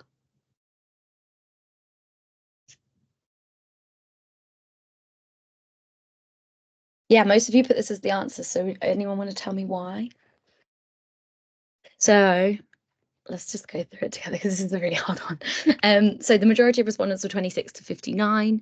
So we've got 26 to 59 here, and we've got, so it's the black bars, and there's two pretty big black bars. So it looks like they could be more than, but actually, can I make this bigger? Yeah. If we actually tot it all up, which obviously takes a little while, so it's not ideal. We've got, I'm going to move on because, well, let's talk about this one. So 46 respondents were 26 to 59-year-olds. So we're going to have to work it out whatever we do because two of the answers depend on that. So let's work it out. So that one's 1, that one's 3, that one's 15, that one's 21, that one's 3, that one's 1, and that one's 1. And if you add all of those up, it does actually equal 46. So first of all, that's our right answer. And then it saves us having to do the rest of adding it all up. But actually, if you add up all the other ones, it equals like 52. So actually, the majority of people are outside of that age bracket. So even though that's got the highest amount of bars, and that's kind of like the biggest age group, the majority of people, so more than half of people, were not in that age group. So I can completely see why people have put that one, but actually you have to look at all of the numbers, because it's actually only 46 in that age group, and then 52 are outside of that age group. So all of these little bars all add up, but it does look like this one should be the correct answer. So any questions about that, because it is a bit tricky? Thank you. Someone did it. So 1 plus 3 plus 15 plus 21 plus 4 plus 1 plus 1 equals 46. So yes, that one is the correct answer. Someone's asking if attendance is going to be taken. We get an attendance report. So I think if you register for a certain number of these and don't attend, you might not be allowed. Might not be allowed to attend any events in the future. So we just get a report of kind of who's attended and for how long. So yeah. Anyway, back to the question. So yeah, number 3 is the correct one. It's not number 1 because the majority are outside of that age group. So most young people expected to retire between 65 to 69. So we're looking at the brown and the spotty basically these two bars. Let me rub all of this out, it's getting a bit messy.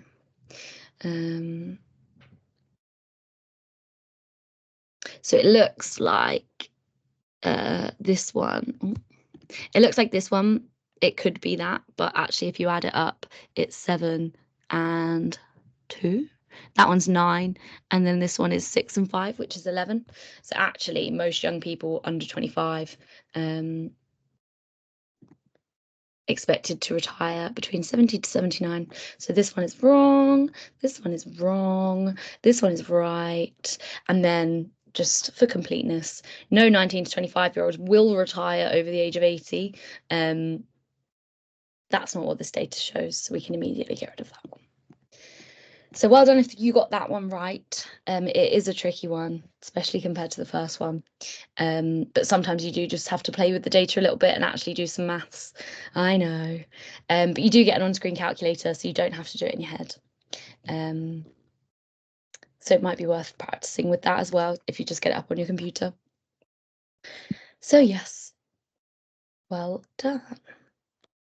How do we feel about this section? If you can't do a poll, you can just react. We've been doing surprised faces if we don't like it. What was it last week? The reading comprehension questions. And I was like, how did everyone find that? And it was just shocked face. And I was like, oh no. So if you can reply to that, oh no, we've got a shocked face. These ones are rough. If you don't like maths and data interpretation, it's not the best. But practice makes perfect. Just practice it. Practice the questions and you will get better. I promise.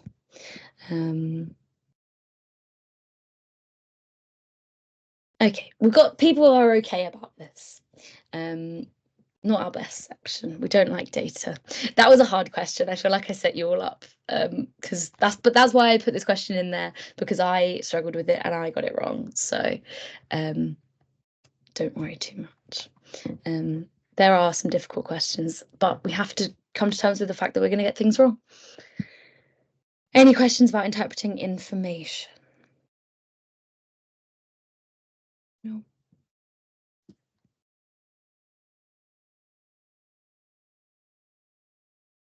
Okay. Next one, Venn diagrams. I think you'll like these. I don't know. I like decision making, but I don't think any of you do. So the next one is Venn diagrams.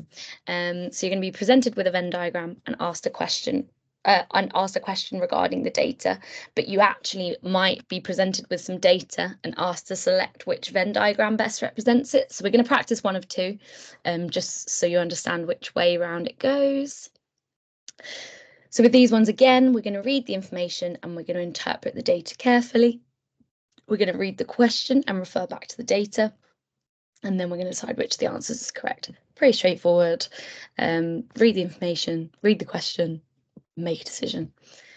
It's almost like it's called decision making. So for this practice question, we're going to read the information and we're going to interpret the data carefully. So I was going to do another word cloud, but it's a bit pointless. So let's do one. I've been enjoying it. It means that, oh, I need to close this one. What does this Venn diagram show?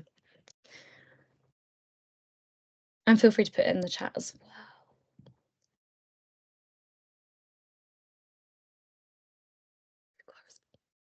Link.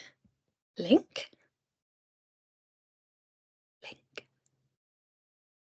Link. Link. I don't know what link is. Link. Chocolate shapes hungry. Has it made you hungry? Yeah, also hungry. So we've got the links between different ingredients. Maybe that's what we were going for here. Ingredients. Yes, I like ingredients better than I like link. Ingredients in chocolates. Yeah, chocolate types, different chocolate hungry ingredients. Yes, it's making me hungry now actually as well. But thank you very much for that.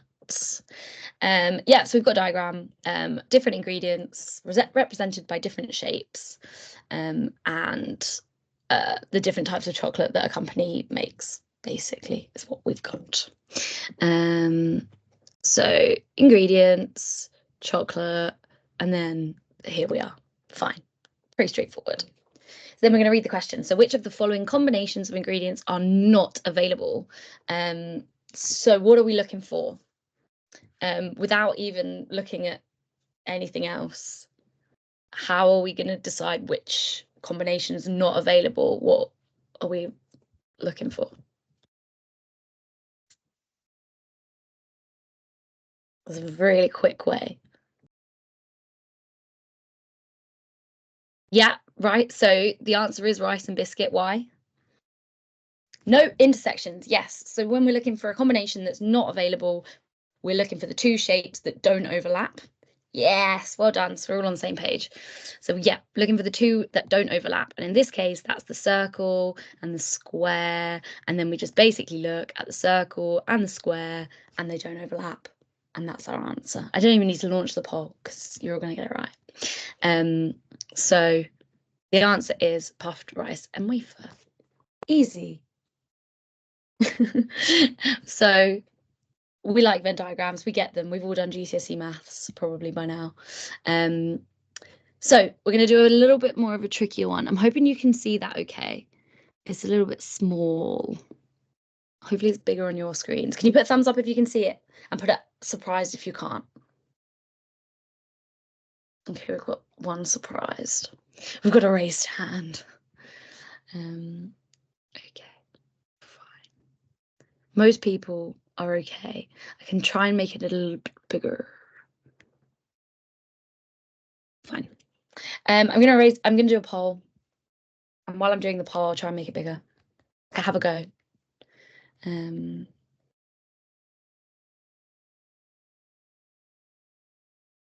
you go. So which diagrams best represents the given information? Have a little go and then we'll go through it.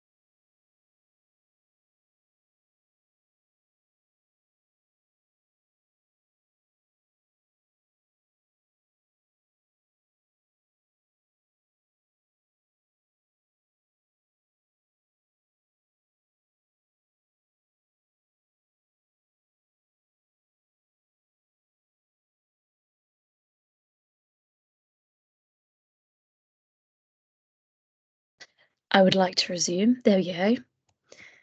Okay, so it's a little bit bigger there. So if you couldn't see it before, you should be able to see it a bit better now. But if you could select your answer, and then we'll go through it together. Or someone's in the chat. Okay, cool. I'm going to close this poll. Very annoying, they have to keep scrolling down, but we move. Right, let's go through this one together then. So we're going to read the question, read the information, and we're going to interpret the data carefully. So in a class of 30 students, 15 said they've been vaccinated exclusively against both meningitis and MMR. I'm going to launch a poll. Oh, no, I'm not.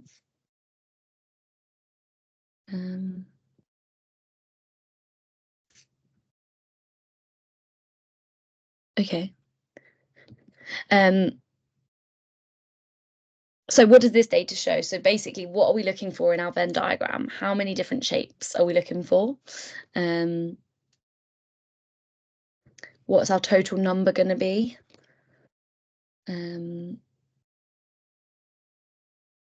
How many shapes are we going to have overlapping?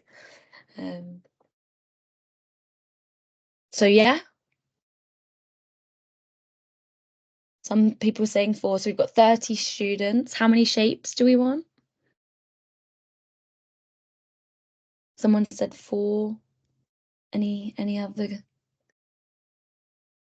Yeah.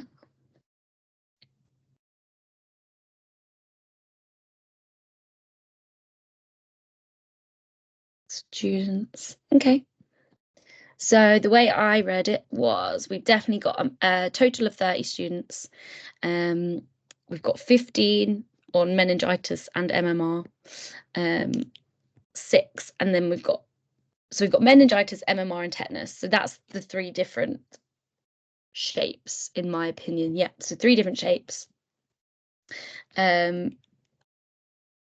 3 shapes, 30 total, and then 2 shapes are overlapping. So we've got 2 with, so we've got some students have been vaccinated against meningitis and MMR, so that's overlapping. 6 vaccinated only against both meningitis and tetanus, and then some with all 3. So all 3 of the shapes are overlapping. And then we've got a 6 where all 3 of the shapes kind of meet.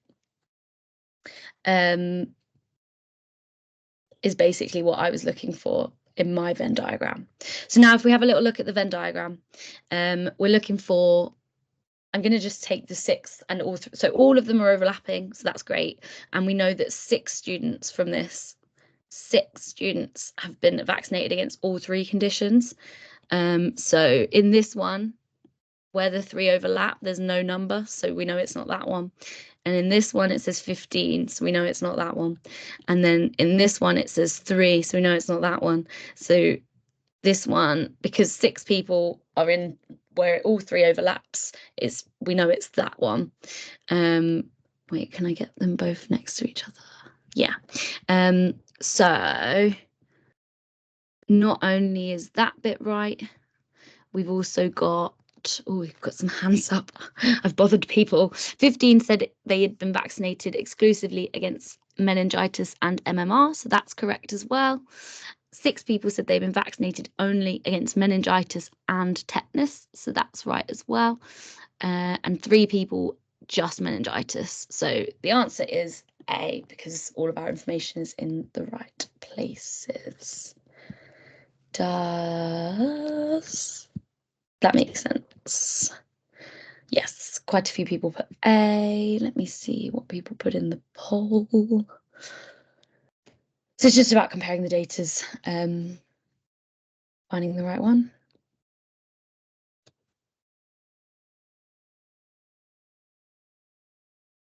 A lot of us put B. I think we must have got the 3 and the 6 mixed up because they were similar, but then the 6 as well. Does everyone understand why it's not B?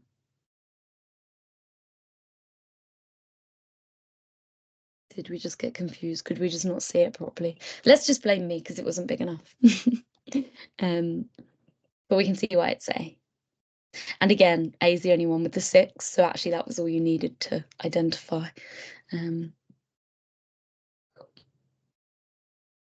Fine. How are we feeling about Venn diagrams? I feel like I'm not instilling any confidence in you this week. People are just laughing at me now. Good. We've got some thumbs up. That's good.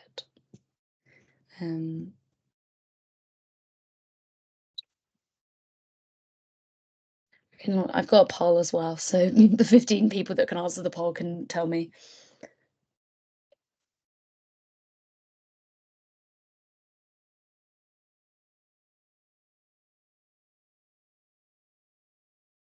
Oh, cool. We've got people feeling great about Venn diagrams. That's good. I'm happy. Because I don't mind a Venn diagram. Any questions about Venn diagrams? It's just overlapping shapes. They can get quite confusing, but just take time. Cool. Final section. So we've made it. So we should finish before 6:30, unless we really get stuck on probability.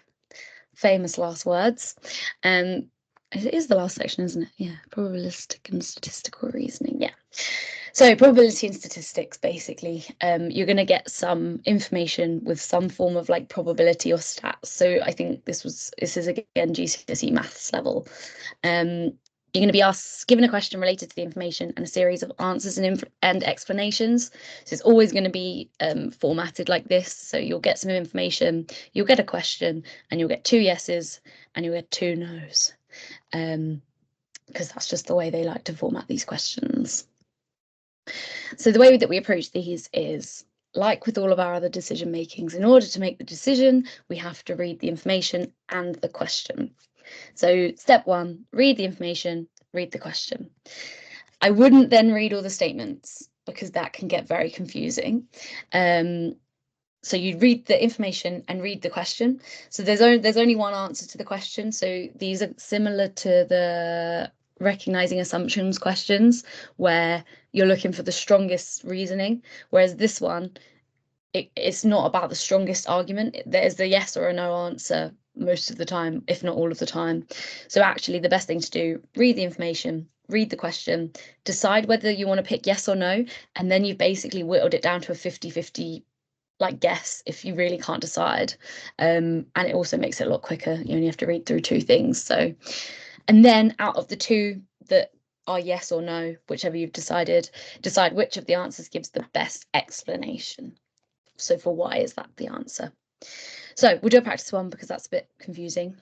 So we want to read the information in the question. So for this one, we've got Simon's straw contains 9 yellow handkerchiefs. Oh, I'm going to do it in the right colours. Yeah, 3 purple handkerchiefs and 8. Oh, how am I going to do white? And 8 white handkerchiefs.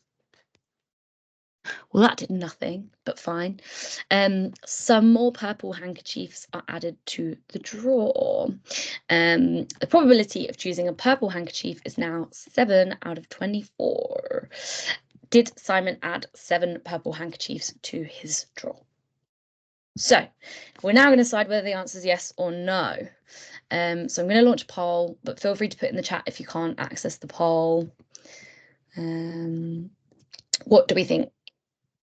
Did he add 7?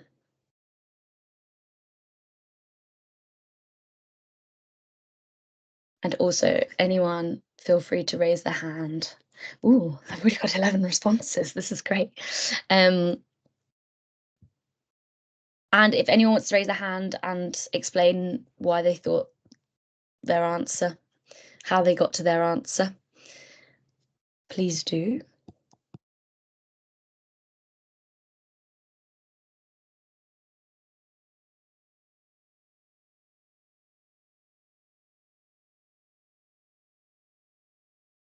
Cool.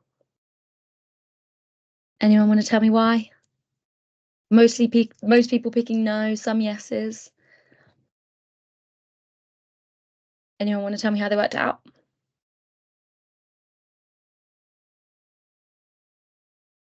It's 4 he added to get to 7. Okay.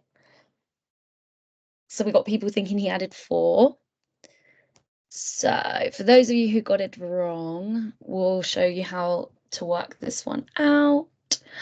Just keep on scroll. This is such a nightmare. Right. So the way we answer this one is I like to just go for like a little sum. So we've got 9 yellow. Ooh, can I undo? I'm just going to erase that. There we go. 9 yellow, 3 purple, and 8 white. So before he adds any, we've got 9, add 8, add 3, which is 20. No, is it? Yeah, 9 add 8. Someone tell me I'm not going crazy. Yeah, thank you. I was getting really confused with the 27 for a second. So we've got, before we add any more, we've got 20 handkerchiefs in total. So the probability of getting a purple handkerchief is 3. He then adds some more purple handkerchiefs so that the probability becomes 7 out of 24. So if we add 4 to 3 and 4 to 20, we get 7 out of 24. So he's added 4 to get that probability. So the answer is no. So well done if you put no. That is correct.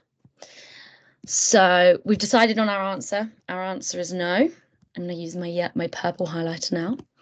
So then we want to decide which of the answers gives the best explanation.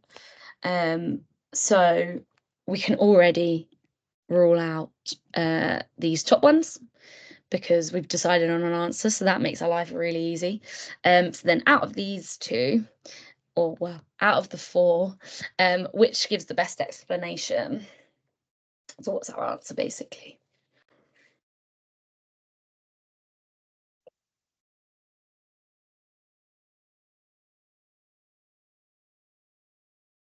Because I've spelt handkerchiefs really weirdly, I'm sorry. Handkerchiefs? Is that how you spell a hand? No, that is how you spell handkerchief. Weird. Just doesn't look right.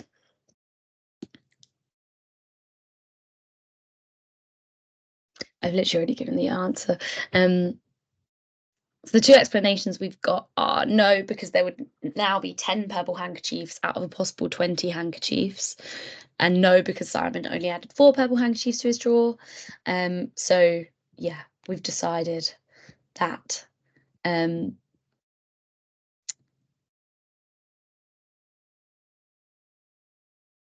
so yes, we've decided that that he did actually add 4. Someone said yeah, we've decided he added 4 purple handkerchiefs. So our answer is no. Simon only added 4 purple handkerchiefs to his straw. So well done if you got that one right. Pretty straightforward once you know how to do it. It's very wordy, but actually when you break it down, it's pretty simple. So let's do another practice question. I'll give you a minute without me yapping, and then we'll talk through it. Again, pen and paper is really, really going to help you here. You're not going to be able to do this in your head. You might be able to do this in your head, but I would suggest pen and paper.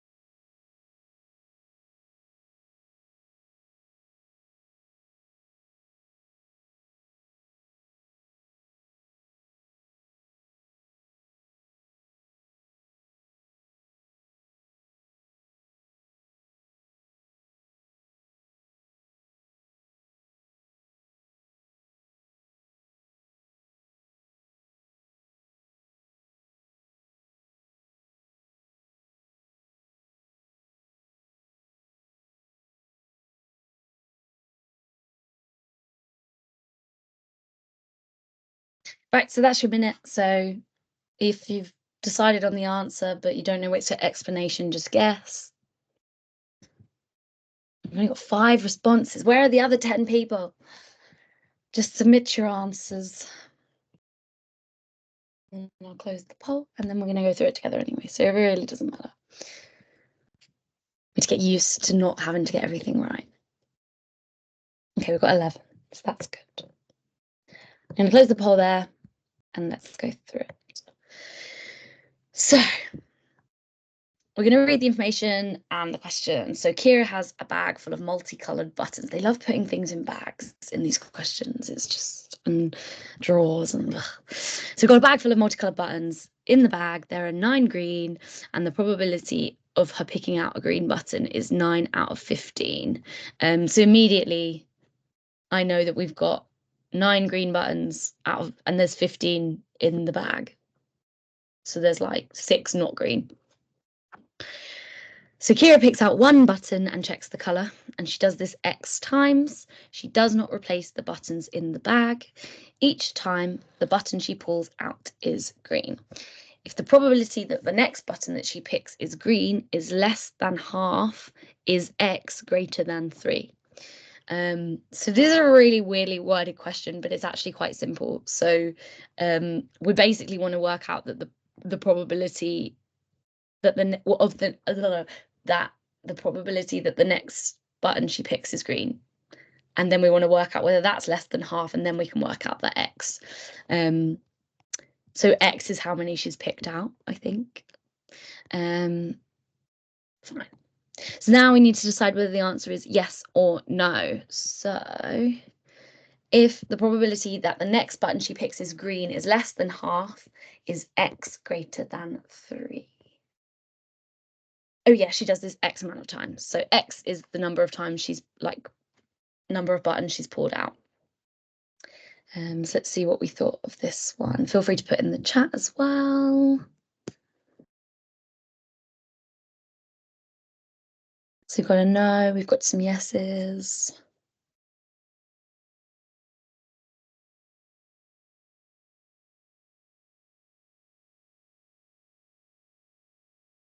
Okay, cool.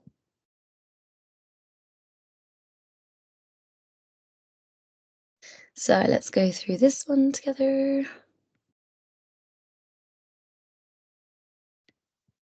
I'm going to close that one. So we've said we need to work out the, so I think in maths they used to teach us to do it like a table, didn't they? So it was like x, and then I kind of just put the probability of green, so like PG. So if x equals 1, we've removed one button from the bag. Well, let's start with 0. So when x is 0,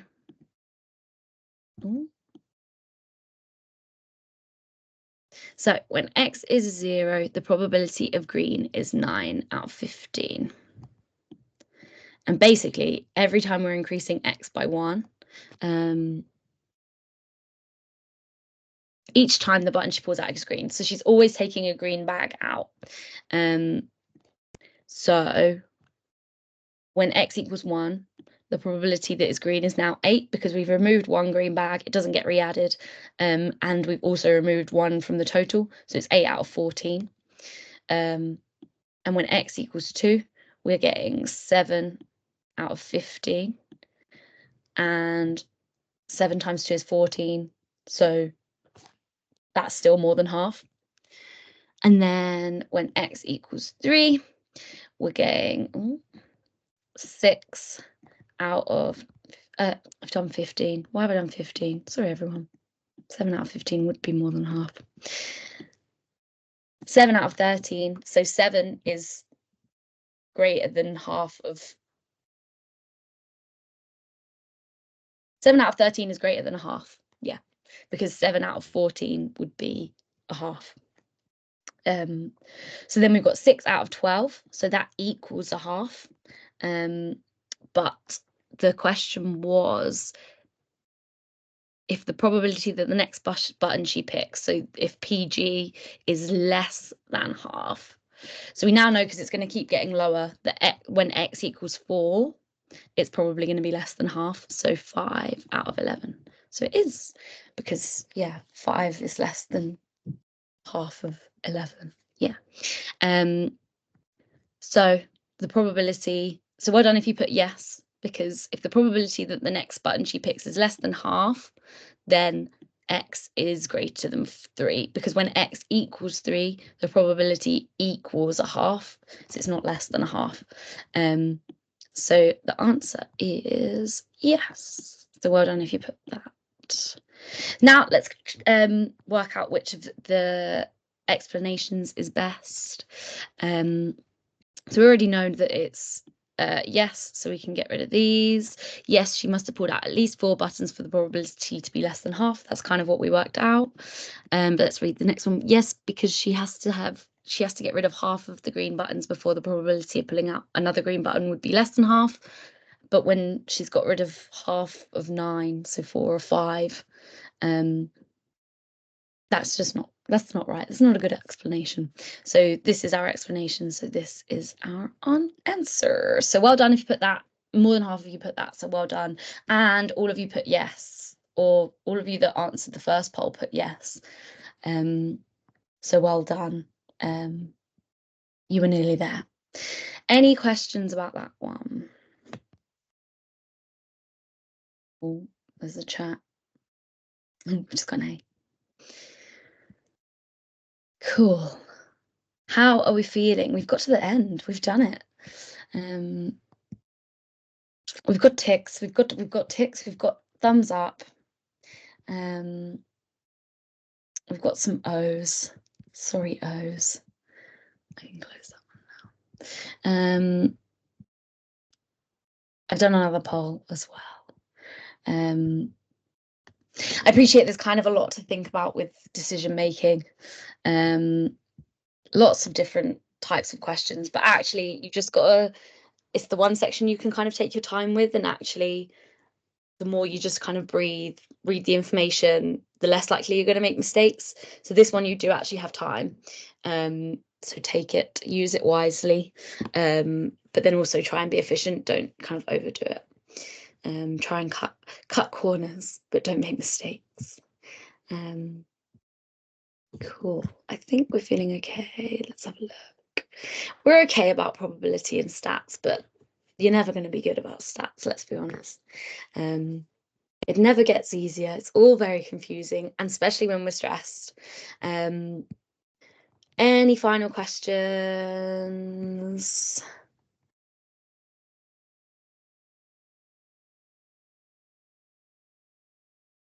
Fine. So quick summary. So there's lots of different question types. Just practice. So the ones that you've kind of responded with that you're not feeling good, you're feeling okay, or you're not feeling so good about them, practice those ones more. Practice all of them, obviously, but practice the ones that you're not as good at, just to build your confidence, and kind of you'll find that your results will start to reflect that. General approach, you want to read the question carefully. So separate to verbal reasoning, where we ignore all of the information in the question. Decision making, read the question and make decisions based off of the information given. They've given you the answers, you've just got to find them and work them out. And yeah, you have more than 1 minute per question, so take your time and avoid making mistakes, so silly mistakes. But by using by using our structured approach that we've kind of practiced, you'll avoid making your mistakes and you'll avoid getting too overwhelmed. So thank you all for coming. I hope that all made sense. I'm going to stick around until past, so for about 10 more minutes. If you have any other burning questions or anything, or any feedback at all, and I'll see you all next week for quantitative reasoning, which is basically just maths. But I will be on holiday, so I'm going to pre-record the session just in case my Wi-Fi doesn't work. But yes, thank you all for coming. I hope it was useful. Go and spend the next week or so practicing some decision-making questions, and then we'll do some practices.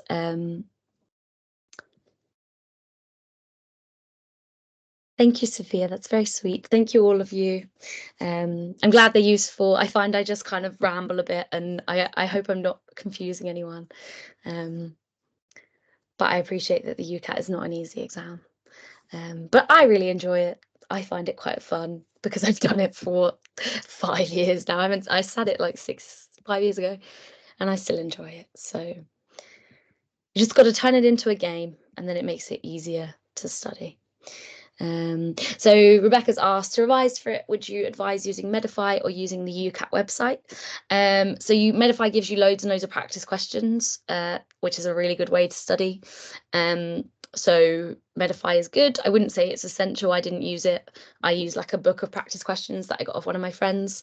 So the UCAT website is really good. I got all of this information off of the UCAT website, and I've kind of scattered some Medify questions in there as well. So a bit of both. I've given you more of an overview, but if you kind of want to learn a little bit more about the UCAT, you can use the UCAT website.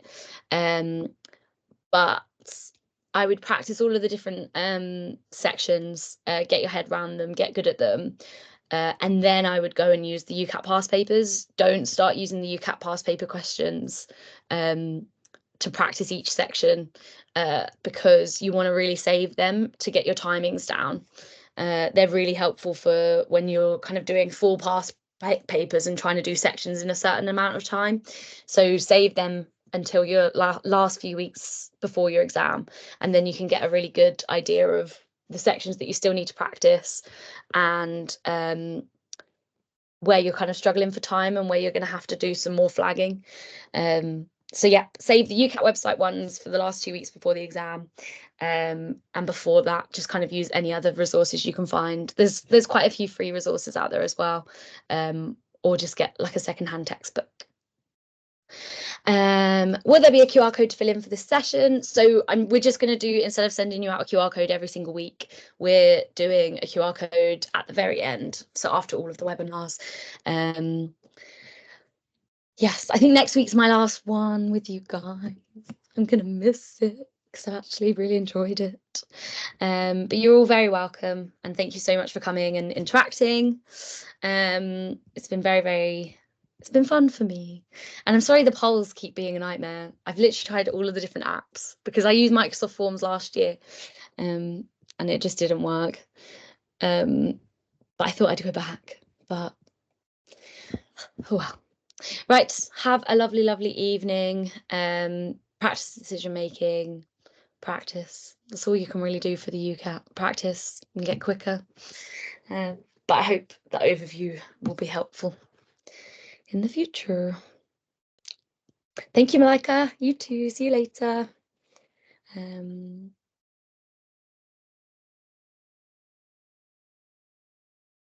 Thank you all.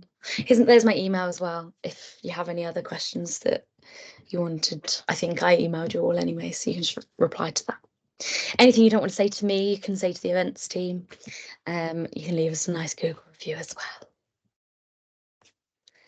Webinars should be up by Wednesday, but I will send an email. Right. If there are no other questions, I shall end the meeting there. Right, thank you, everyone.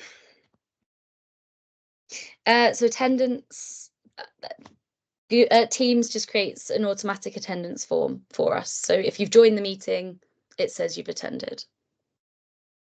But yeah.